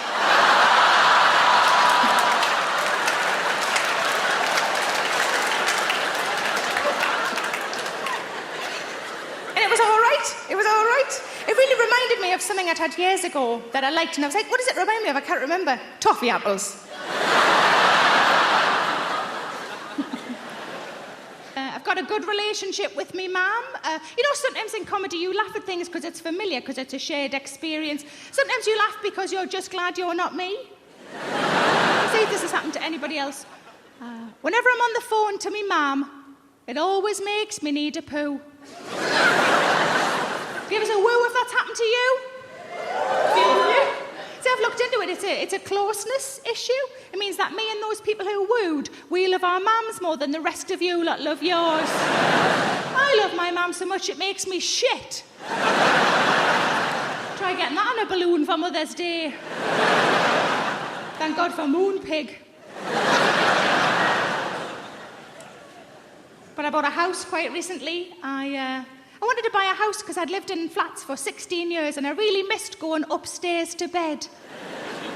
Not through the kitchen. Upstairs to bed. But I was sitting only a few months later upstairs in bed, quite smugly, just thinking, this is the life. I've arrived. I'm upstairs in bed. And then I thought, oh, no, now I've got to go downstairs for food.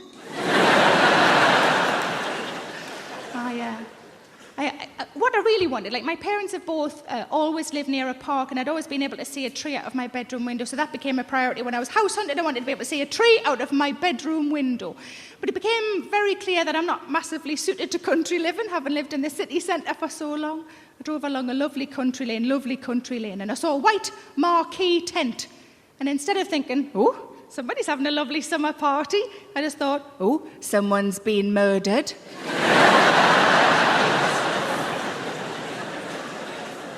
But I found a house that I liked and I got a survey done. The survey came back and it meant nothing to me at all. But luckily I've got a friend who's a builder and he said, let me have a look at it, and I put it into layman's terms. I said, smashing. And it gives a cheer if you own your own home. It gives a cheer if you rent. See, up to this point I'd only ever rented, and I think there are phrases that mean nothing to those of us who rent that the rest of you understand, because my friend the builder said, there is one thing you will need. I said, oh yeah, what's that? He said, you'll need a damp-proof course. And I genuinely said, I haven't got time to go to college. But one of the things the house that I bought did have is a log burner. I've never had a log burner before. I got quite excited by the log burner.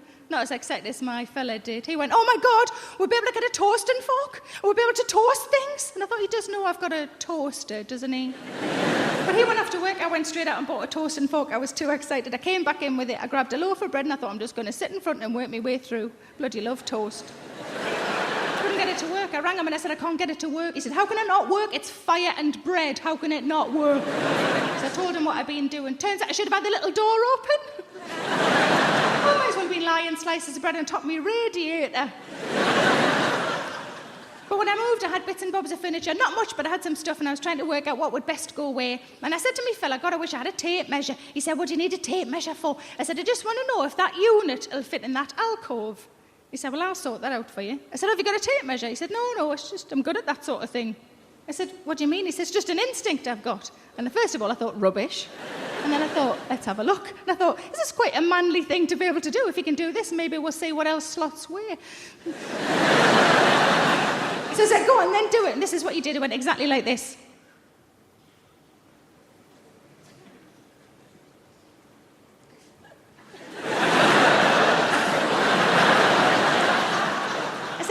You could at least got your cock out and done 6 inches, 6 inches, 6 inches, 6 inches. But I have developed a new hobby. Some of you probably already do this. I've started listening into people's conversations on the bus and the train. It's quite entertaining. And I was listening not long ago to 2 old ladies, and they were talking about what they would do if they were men for a day. And I thought, this is going to be brilliant, because pensioners are, by definition, bonkers. But I went out to lunch with a couple of my friends and I thought, well, I'll ask them the same question. So my first friend, I said, what would you do if you're a man for a day? Without even thinking, she just went, I'd have a wank. Sounded like she needed to. She sounded awfully tense. But these old ladies, different generation to me and my friends, in their 80s, and one of them just said, Edith, what would you do if you're a man for a day? The other one said, knowing my luck, I'd get a Tuesday. And what can you do on a Tuesday?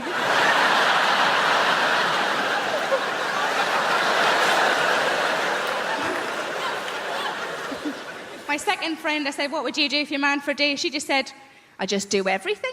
And I thought she meant like in a sexual way. And I said, is that what you mean? Like you just do everything? And I said, is that what you mean? She went, no, just all the little jobs round the house. But I've been trying to go on a diet. I'm not really very successful. But I find that whenever I go shopping and I can't get into things, you know, when you try clothes on and you're the size you weren't expecting to be, I just come home and I put on a song, and the song is Big Girls Don't Cry. You know the song? There's a couple of versions of it. Big girls don't cry. Such a load of rubbish, that, isn't it? Big girls don't cry. Yeah, they do. Cry because they're fat, cry because they can't get a boyfriend, and they cry because there's no trifle left. But I was on holiday in Spain last year, and I'm bragging, I know, and outside the hotel was a lovely pool, and I wanted to go in the pool, of course I did, but I'm not overly confident with my figure in a swimming costume, and I was watching the women who were walking in the pool, and these were like tiny, you know, these wafer-thin, tiny women. And I thought, I'm not going to walk in with one of them. If I walk in with one of them, people are going to think I've bloody eaten one. And I wouldn't anyway, because there's no meat on them.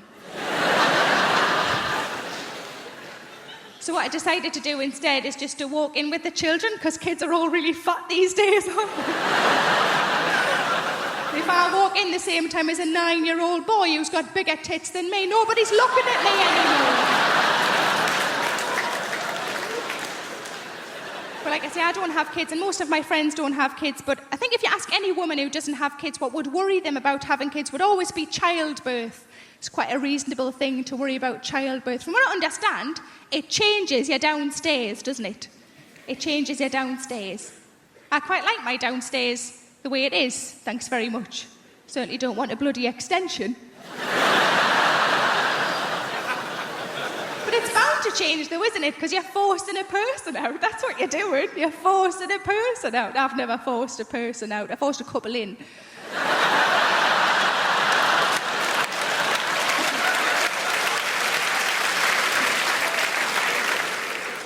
With a shoehorn.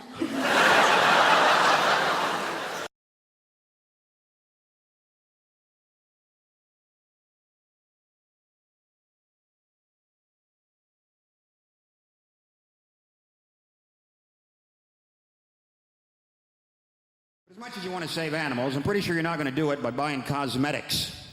Pretty sure you can't walk into the body shop and buy some burdock root peppermint oil foot scrub. And some little badger somewhere in Scotland is going to go, wow, I feel a whole lot better about my life right now. Somebody's buying that burdock root peppermint oil foot scrub.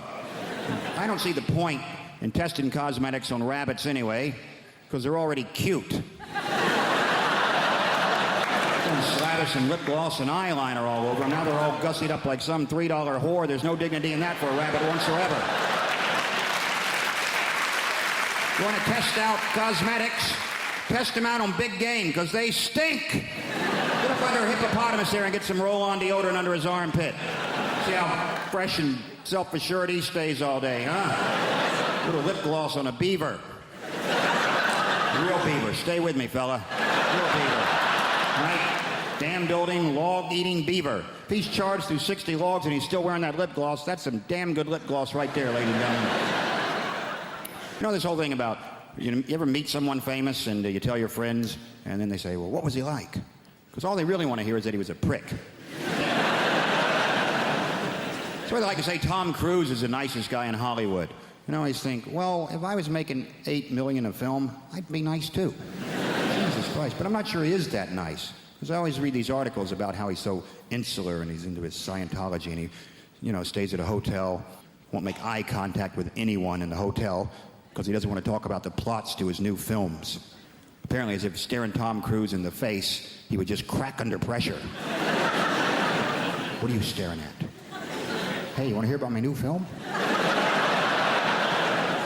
ever seen a Tom Cruise film? Like, he couldn't figure out the plot in about 18 seconds. Oh, Christ. He's a cocktail maker. He's a pretty good cocktail maker, too. Till he has a crisis of confidence and can't make cocktails anymore. Then he meets a good-looking woman who talks him into being a better cocktail maker. A riveting piece of cinema that was. Then he's a race car driver. Pretty good race car driver, too. Till he has a crisis of confidence. Can't race cars anymore. Then he meets a good-looking woman who talks him into being a better race car driver. Then he's a jet pilot.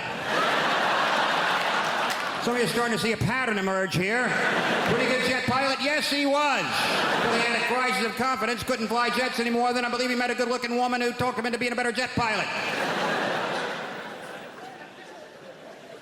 Then he was a sports agent. Then he was the brother of a retarded guy. He was a pretty good brother of a retarded guy till he had a crisis of confidence and wasn't so sure he was such a good brother of a retarded guy. And then he met a good-looking woman who talked him into being a better brother of a retarded guy. Then he was some kind of, I don't know what he's in now, War of the Worlds. Maybe he fights the world. You know what? I bet he's a pretty good world fighter. But at some point, he'll probably have a crisis of confidence. You're going to meet a good-looking woman who convinces him it's okay to fight the world. Could be a Scrabble player for all I care. He's a pretty good Scrabble player. Till he draws all vowels. Has a crisis of consonants. And he meets a lovely Welsh woman who teaches him a lot of words he's never heard before. I was such a fat kid. My mother used to buy bathing suits with blowholes in them. It was just... But my parents... I don't want to go into my childhood here because it's wrong. My parents hated me, okay? We're all going to hear the story, aren't we? My parents hated me too. My parents, all I ever heard growing up is, why can't you be like your cousin Sheila? Why can't you be like your cousin Sheila? Sheila had died at birth. They just hated me. Whenever we would go like in front of a street, each parent would take my hand, hold our hand, we're crossing the street, and then they'd swing me into the traffic. They used to say, take candy from strangers. Ask the funny man in the raincoat, does he own a van? It is just... No, I had a very bad childhood, and that's because, and I'm sure none of you give a damn, but I was the only Jewish kid, this is the absolute truth, growing up in an all-Catholic neighborhood. You know what that's... The Irish people, only Jewish kid in a Catholic neighborhood. You know what that's like? You were all doing Hail Marys, I was doing Hail Murrays. I mean, it was just... No Christmas tree? No Christmas tree. Do you know what that's like when you're the only kid without a Christmas? Because everybody has Christmas trees. And nowadays, it's like, well, we do it for all faiths. That's such bullshit. Yeah, we walk into an office building, and there's a Christmas tree, and there's a menorah. Bullshit. The Christmas tree goes up, up, up, up, up, up, up, up, up, up, up. There's like a little shitty menorah with 2 orange lights that some angry Puerto Ricans lit backwards. I mean, yes. Juan, you lit those lights backwards. Fuck you, you killed our Lord. I mean, it is just... So, I'm at the age where I figure, screw it, I'm gonna have a Christmas tree. I got the biggest Christmas tree I got a 2-story high Christmas tree. I put everything you could think of on that.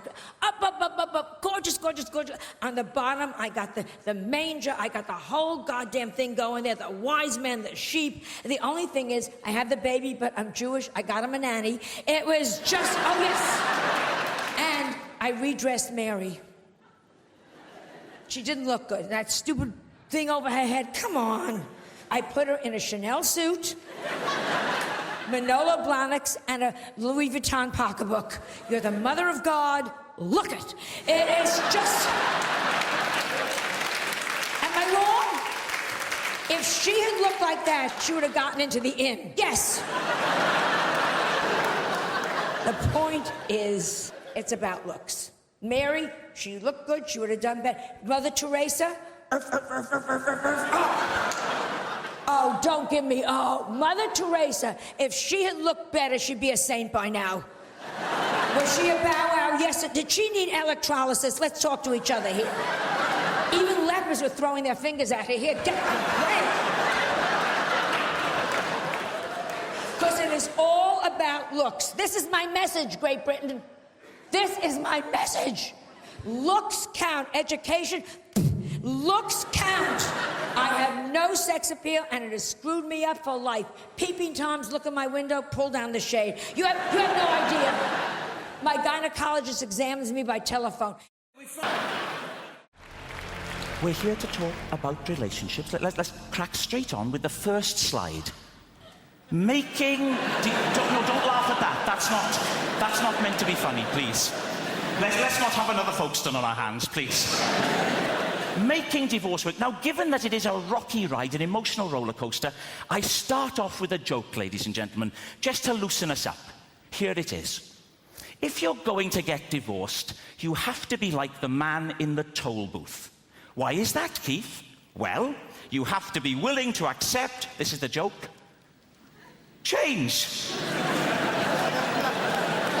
It's a zinger.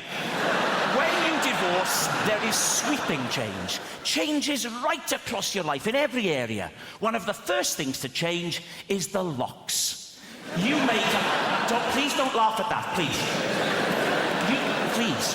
You may come home one day and find that your key no longer fits your wife's lock. Another man's key is fitting your wife's lock. And stop that, stop it. Stop, I'm stamping on that. Riaz, with a Z, please. Stop it. It's not that sort of a show. Well, I mean, it's not a show, is it? It's a talk. But it's not smutty. So you may come home and find that your key no longer fits the lock. Good. Yes, it can. And it can be very difficult to tell why a relationship is going to go wrong. Why is that? Well, I think it's because at the beginning of any relationship, when two people get together, there's always a sense of what? Hammersmith, at the beginning of a relationship, a sense of... Pardon? Worry. No. Anyone else? At the beginning of a relationship, a sense of... Foreboding. Foreboding is the wrong answer. Lust. No. Uncertainty. There's always a sense of uncertainty. A feeling of will they, won't they? And there's no way of... Please, Hammersmith, take it seriously. We're talking about emotions. A sense of will they, won't they? And there's no... Hammersmith, I will walk off the stage, please. There's no way of predicting when a couple get together whether or not the relationship will work. Will it last a long time? No. Not a chance in hell. Will they stick together? No. Will the marriage endure? Yes. Lee and Leslie. Now, Lee and Leslie are a lesson to us all. They've made a marriage work. So why is it then that when they can make a marriage work, so many others can't? Paul Simon said, there are 50 ways to leave your lover. 1.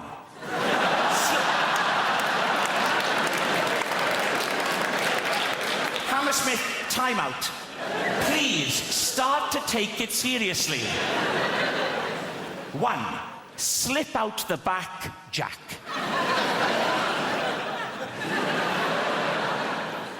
2. Make a new plan, Stan. And 48 others. Now, one question that I get asked all the time, so don't text me with this, is if you could take a pill that would make you thin, would you take it? Of course I bleeding well would. I would like to take a pill that made me 6 stone. Then I could eat my way back up to 10. What a bloody brilliant weekend that'd be, wouldn't it?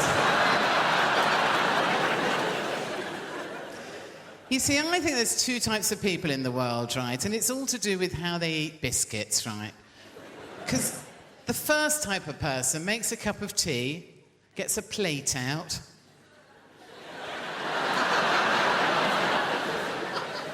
opens the packet of biscuits, takes one biscuit out, puts it on the plate, and eats it very daintily off the plate.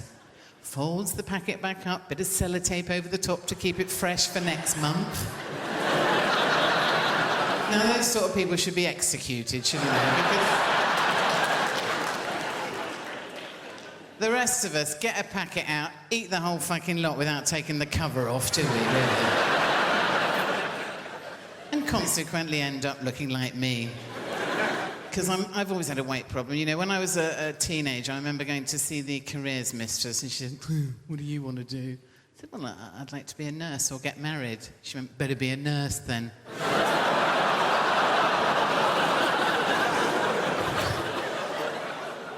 When I was actually a teenager, I wasn't frightened of teenage boys, but I'm terrified of them now. They're a scary bunch, aren't they? And, you know, I actually have teenage nephews, and one of them always has a sign on his door saying, keep out, like you're going in there without a flamethrower. Lend me my crampons, dear. I'm just popping in to tackle Tissue Mountain.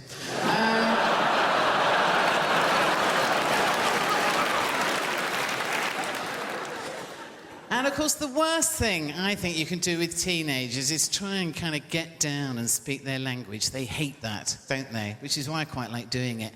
And I actually found this out to my cost last year, right? Because I went around for months going to people, would you look at that minja over there? That is a minja and a half, that is, isn't it? And I found out that this was actually wrong. To my cost, outside my local parks, there were two teenage boys. I went, lads, look at that minja. What a blinking minja that is. And they went, oh, for Christ's sake, it's Minga. And that's our mum. So, you know... Do we have many politically active people in tonight? One. Well done, sir. No, because I've been a Labour Party supporter all my life, and in fact, at the last election, I was asked by Tony Blair to go and speak at a rally in Hove. Oh, joy.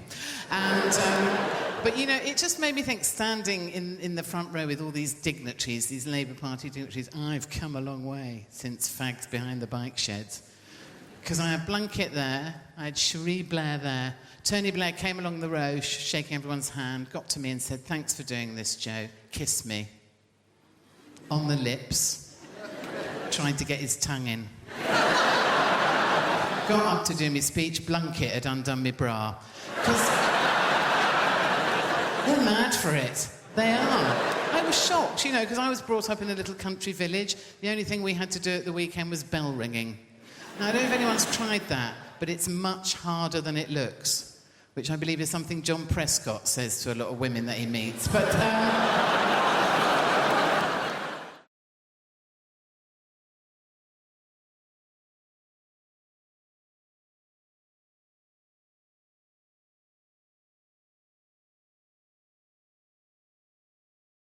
One of the major good things that's come out of it is how we've embraced new technology, isn't it? Because it's just unbelievable. Who knew what Zoom was 2 years ago? None of us. Like last week, I had to do a speed awareness course online. Now, you should be doing that on something called Zoom, but that's the world we're in now. It's the world we're in. I've got a phone that can recognise my face. That already makes it better than my nan. Come on! I embrace new technology. I do, because could you imagine if this pandemic had happened like 30 years ago? No internet, no Zoom, no Pornhub. I don't know why I looked at you, sir, but I did.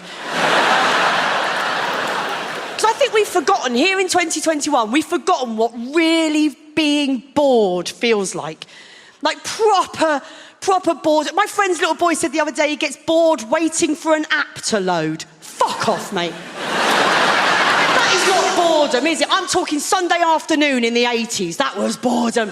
When it was raining, you'd read every book in the house. I grew up in Maidstone. That's a Mills and Boon and an Argos catalogue. Your mum's watching something black and white on the only telly in the house, so you listen to your Walkman for a bit, but the batteries are dying, so Madonna's Like a Virgin sounds like Barry White singing it. You batteries, can you? You can't, because all the shops are shut. And I mean, all the shops are shut. Even the petrol stations are shut. And then when you think your day can't get any more tedious, your dad would go, get in the car, everyone. We're going to go and visit someone. That's what we do, isn't it? On a Sunday afternoon in the 80s, we would visit people for no reason other than to ruin their day. Do you know what? Young people don't believe this when you tell them. We never told them we were coming. Could you imagine doing that to someone today? They'd be livid, wouldn't they? We used to spend every Sunday with people wishing that they'd hoovered and we'd fuck off, didn't we? The only people who phoned ahead in the 1980s were the IRA. Fact.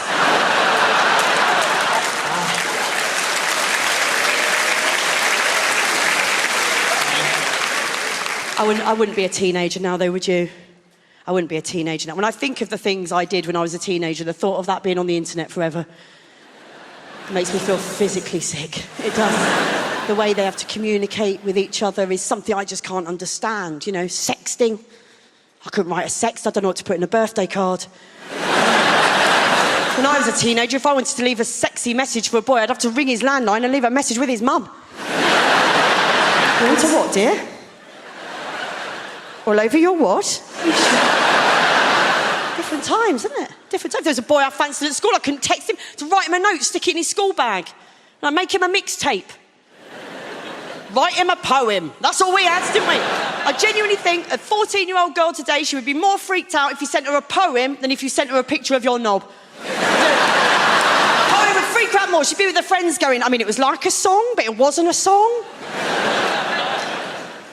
And there was no cock in it.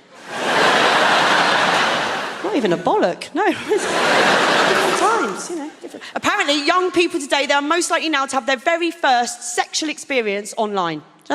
By FaceTime or Skype. They're not even in the same room. You've got one teenager in this house on their phone and the other teenager in this house on their phone, and that's how they're having their first sexual experience. And I just think, do you know what?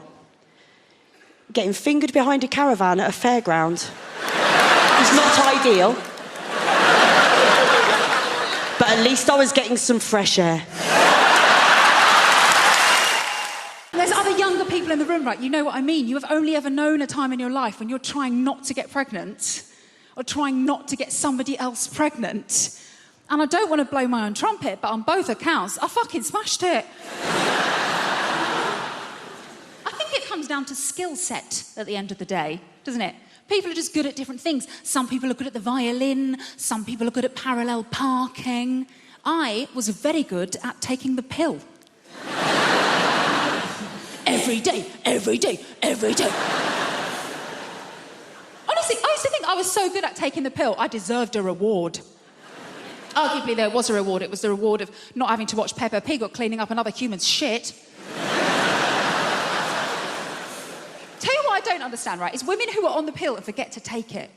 Don't get that. Because don't get me wrong, I forget things. I forget my keys, my wallet, the fact I'm married. Sure!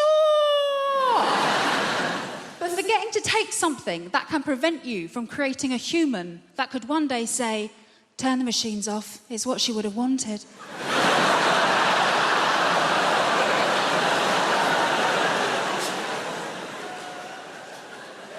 I'm going to remember that one, thank you.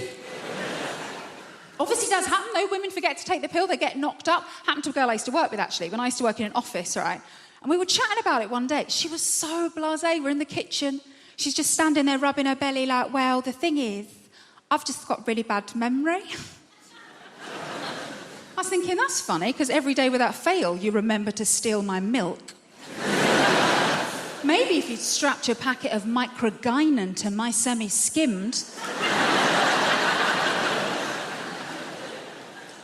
Stephen in accounts wouldn't be telling everyone how you trapped him. But I think the reason I was always very good at remembering to take the pill, because I've been on it for so long. I was on it since I was about 16. And the reason I started taking it was because I was going out with my first boyfriend, Kevin Sutherland. A boom, chicka, wow, wow. He was quite the catch. He had a Peugeot 106 and a tattoo of Bart Simpson, which I thought showed a great joie de vivre. And things were going very well between Kevin and I. We had matching bracelets from Argos, so you can tell how serious we were. And we'd agreed that we were going to do it for the first time, right? So I was like, right, I'll put myself on the pill because my first time is going to be really special. My first time is going to be just like in the movies. So the big day arrived, and Kevin, bless him, he made such an effort for everything to be really perfect. Like, he paid his little brother to leave the room.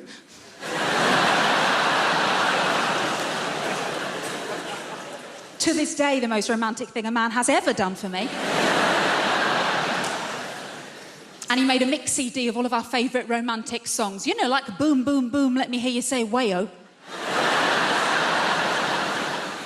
And as we lay down on his single bed, with his Liverpool FC duvet cover on it, the scent of Lynx Africa heavy in the air. And as Kevin took my virginity so beautifully, and gently, and quickly, from behind, I remember thinking, wow, just like in the movies. Obviously, it's quite difficult to make eye contact in that position, isn't it? Almost felt like I lost my virginity to Stephen Gerrard.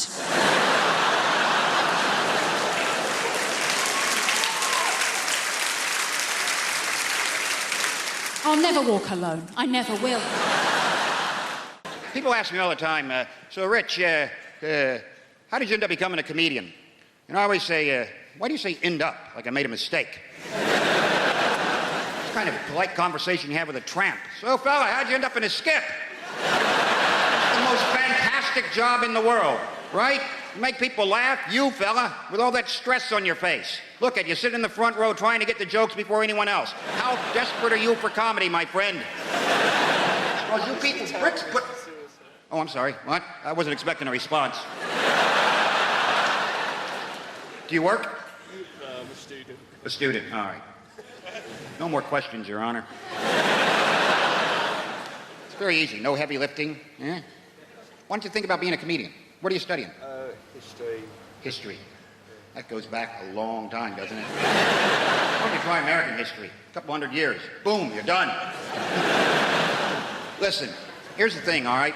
You just say intelligent things stupidly. That's all there is to being a comedian. Or maybe it's stupid things intelligently. It's not rocket surgery. I'll tell you that right now. That's what I get asked all the time. So I bet you were the class clown. Were you the class clown? Screw you. Why would you suggest I took a childhood disorder and turned it into a career, you prick? No one ever says to a hooker, were you the class whore? I bet you were the class whore, weren't you? Let the mystery be. I love watching Brits snap. That is the greatest thing in the world. When a Brit snaps, you don't even know they've snapped. It's not like Americans who take out 8 or 9 people with a high-powered rifle because they're social animals. Brits snap and you go, 2 hours later thinking, I think that guy snapped while I was talking to him. At that point where he crushed the pint glass with his hand, he was a bit pissed off. That's why when it comes to a war on terror, something we invented, the war on terror, because Brits would never have a war on terrify, because what's not terrifying to Brits? Everything. They just don't show it, right? Brit, you've had giants plucking your daughters out of villages a couple thousand years ago. Look that one up, history boy. It's true. So the basic British reaction to anything terrifying is this.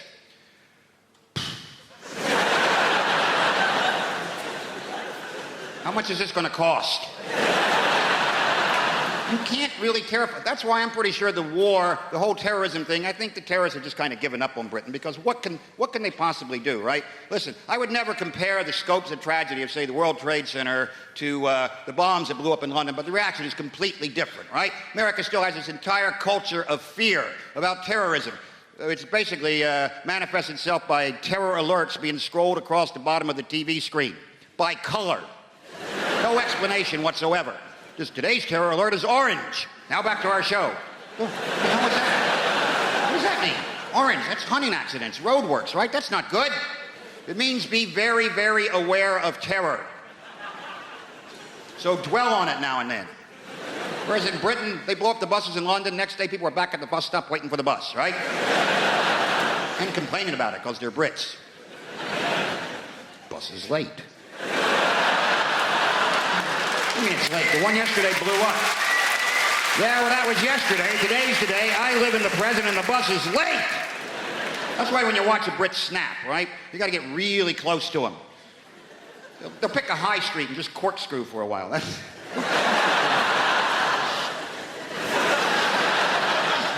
Not even knowing what direction to... What direction is corkscrew anyway? This is bullshit. And then you get too close and then you get sucked into the vortex, right? Are you okay? That moment when a Brit truly snaps and it looks like this. I'm going to write a letter. That's it. I've been pushed to the brink, you bastard. Nobody treats me like this, you son of a bitch. Huh? I'm not emailing this, I'm writing this. Wait till you get that tomorrow. Big red pillar box right in the mail. Postal strike. I used to be not exactly ashamed of my blackness, but I never wanted to do anything that could be seen as stereotypically black, and it followed me all my life. So when I was younger, when I was at school, if I was ever in PE and a basketball would come flying at top speed towards my face, instead of catching that basketball in the air, dribbling it towards the nearest net and slam dunking the thing as I naturally would, I just let it hit me in the face and roll away.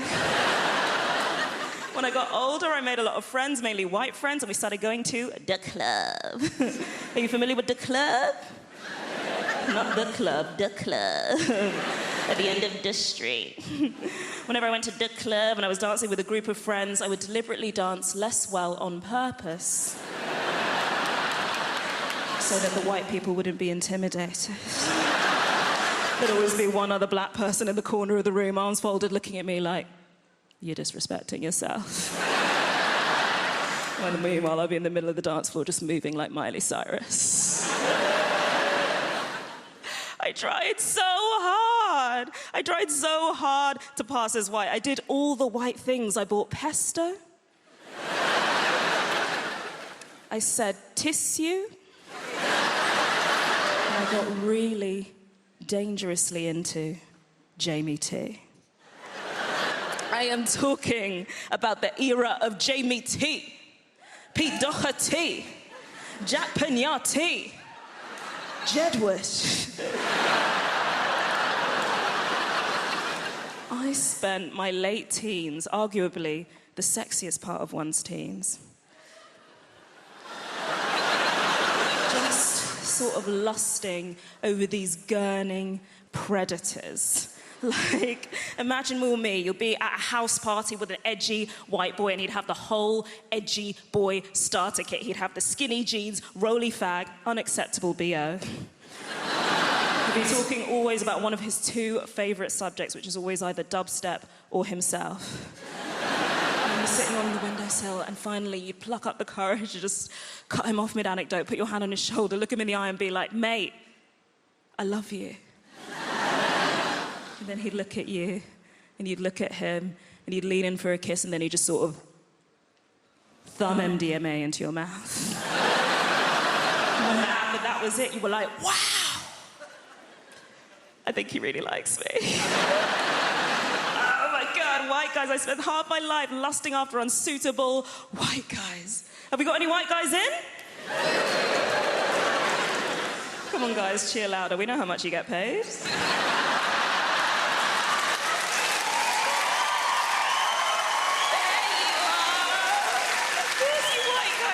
Because you are everywhere. You're in the White House, you're in the big banks, you're in all the fancy court cases, you're killing it. Sometimes literally. But I don't want anyone to think I'm having a go because I genuinely adore white guys. Love your work. Ed Sheeran, amazing.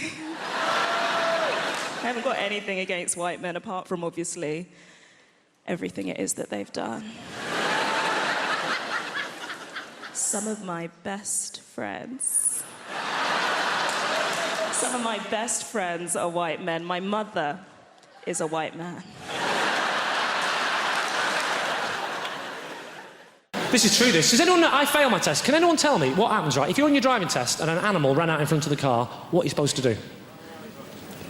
Supposed to run it over. That's the right answer. If they say anything else is a danger to other road users. I'm on my test. Everything's going great.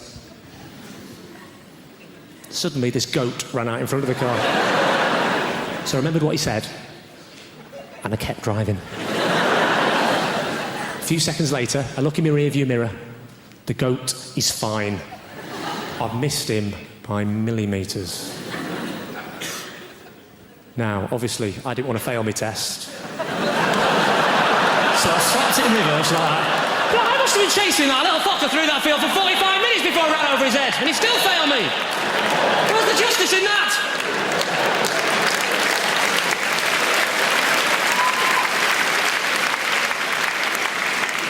You actually look a bit like my driving instructor, madam. With those fantastic specs and that hair. You've gone for the old Eric Morecambe meets Demi Moore look, haven't you? That's fantastic. Actually, lend me those glasses for a second. Just, you do. What's your name, madam? Lyndall. Where are you from? Mordor? Lyndall. My name is Lyndall. Are you searching for a ring? That's Australian. Oh, fantastic. I'm not going to take the mickey out of the Australians. You're the same as us, aren't you? Different pronunciations, you know. You say yogurt, we say yoghurt. You have prawns on the barbie, we have yoghurt. You use KY jelly. It's yoghurt, I'm not explaining them all. You say BYO, we say good guess. The question was, how do you spell boy?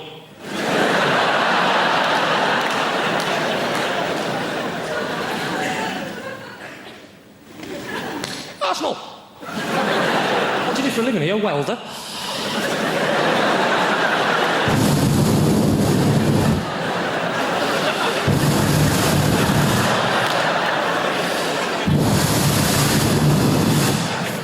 It's true, actually. My driving instructor walked last night. This is the other reason she failed me as well. We're driving down the road. She said, what I'm going to do is I'm going to slap my hand on the dashboard. I want you to make an emergency stop as though a small child has stepped out in front of the car. Before he could put his belt on, or she, doesn't matter because I'm making it up, right?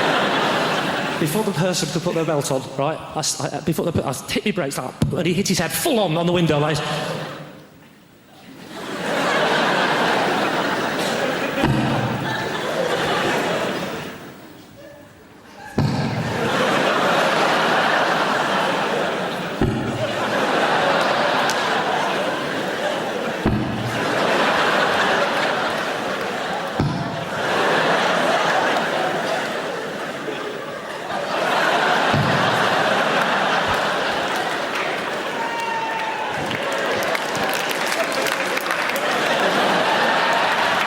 I'll just show it off now.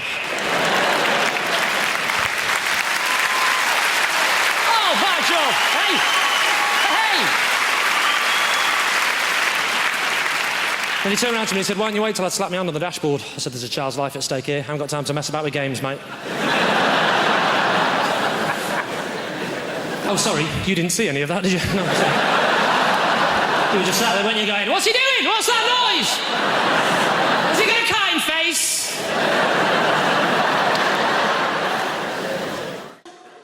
I was going to be a doctor, got as far as A-level biology, and we had to cut open a rat. Remember that? You had to cut open a rat, and I discovered I couldn't stand the sight of blood or anything vaguely biological. Just had to switch it up. I was like, Mum, I had to tell my mum the doctor thing wasn't going to work out, but it was all right. I said, I'm going to be an engineer. And my mum was like, engineer? It is on the list? Okay. And then she turns to my younger brother, you will be the doctor. And that's how it ran in my family. She wasn't impressed when I decided to become a comedian. That conversation didn't go very well because I was an engineer. I worked as an engineer for years. I used to work for Otis, repairing lifts. That's what I did.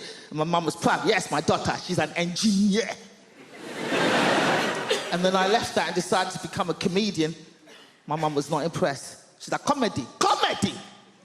What the hell is comedy? I'm going to tell my friends in Nigeria, My daughter is a clown.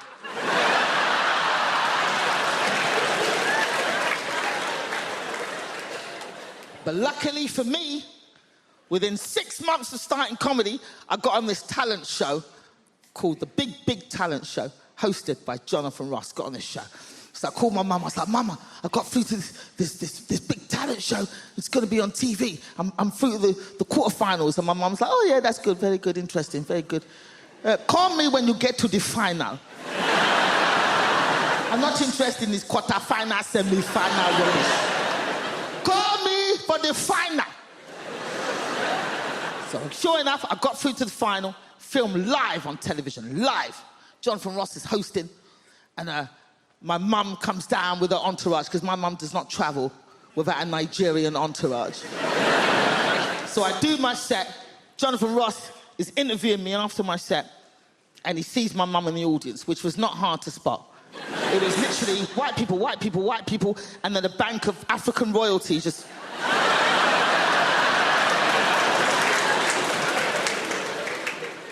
So Jonathan points to my mum and he goes, "Is that your mum? That Gina's mum is in the audience." And I swear to God, my mum stood up like this.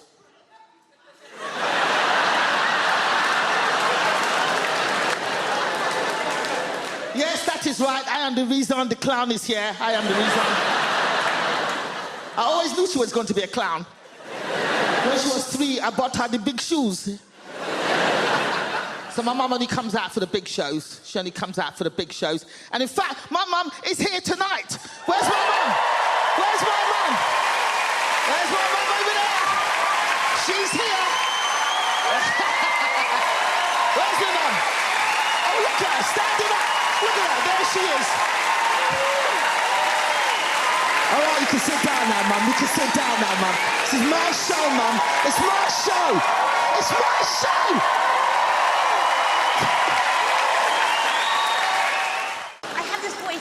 The time. You may be thinking, oh, she's hard of hearing. That's why she has that voice. No. I want you to know, no, I don't. It has nothing to do with the hard of hearingness. It's just an extra. Just a kiss on my forehead from God himself. Just an extra. I live with, this is my all the time voice. This is my sex voice. This is my sex voice. It is, I have sex, I go, oh, I love that. I go, oh, can you do that but slower? That's what I say. That's what I say. I say that during sex. I want you to know I do have sex. I want you to know that. I know if I say it, it makes it sound like I don't have sex, but I have sex. Okay, I have sex with people, and people have sex with me. And it's the truth. It's just what happened. I have sex. I just do. It took me a long time to get started having sex because I come from a Latin American mom. And my mom used to talk about my vagina every day, but only in metaphor. My mom, she'd say stuff like, she'd be like, Lara, nobody wants to buy a lock that can be opened by every key. Lara. She'd be like, Lara, nobody wants to buy an apple that's been bitten by someone else. Lara. She'd be like, Lara, if you give them sex too soon, they won't stay with you forever. Lara. That one's pretty straightforward, not really a metaphor, that last one. Pretty straight to the point. That's kind of what she meant with the whole thing. It took me a long time to get started because of that. And I live in the Netherlands, 6 years now I live there. It's great, it's good. I live now with my partner, an Argentinian guy, Fernando, okay. We live together. I love him. I brought him over, actually, from Argentina. We met in Argentina, and then I brought him over to live in the Netherlands on my back, me, him, and a donkey. It took 3 days and 3 nights, long and arduous, but we made it. We made it. Now we live together there. It's good. I love him. He has no sense of smell. What a good disability to have in a partner, if I may. The best disability to have in a partner. Because as a partner, you can be nasty. You can. You can be as nasty as you want all of the time. Of course, not good to be nasty because then you have to live in the nasty as well. And that part you forget about. You forget. Sometimes I'm like, ooh, I can fart while I eat. But then you have to eat in a fart, and no one wants, like, if you can choose to not eat in a fart, maybe better to just eat in clean air. You might be thinking, oh, but Lara, what about the sound, you deaf-ass bitch? Don't call me that. It offends my family. I actually will have you know, if you must, that my farts do not have sound. They don't. It's not a tree fell in the forest situation. I can't hear them. Joke's on me. Haha. No. My farts actually do not have any sound. They do not have any sound because I have what's called a butt cheek gap. You know about this? A BCG for short. It means my arse cheeks don't touch. They just don't touch each other. I have a gap. A gap between my... And we all know, famously, most of the sound from farts come from the stress of the air trying to get through the cheeks. You know about this.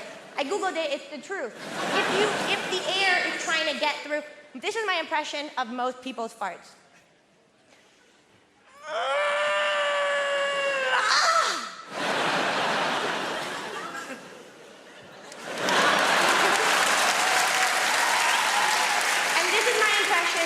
Of my farts.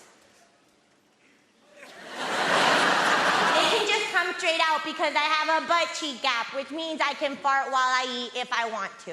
I don't, but I want you to know that I can. I was such a fat kid. My mother used to buy bathing suits with blowholes in them. It was just... But my parents... I don't want to go into my childhood here because it's wrong. My parents hated me, okay? We're all going to hear the story, aren't we? When my parents hated me too. My parents, all I ever heard growing up is, why can't you be like your cousin Sheila? Why can't you be like your cousin Sheila? Sheila had died at birth. They just hated me. Whenever we would go like in front of a street, each parent would take my hand, hold our hand, we're crossing the street, and then they'd swing me into the traffic. They used to say, take candy from strangers. Ask the funny man in the raincoat, does he own a van?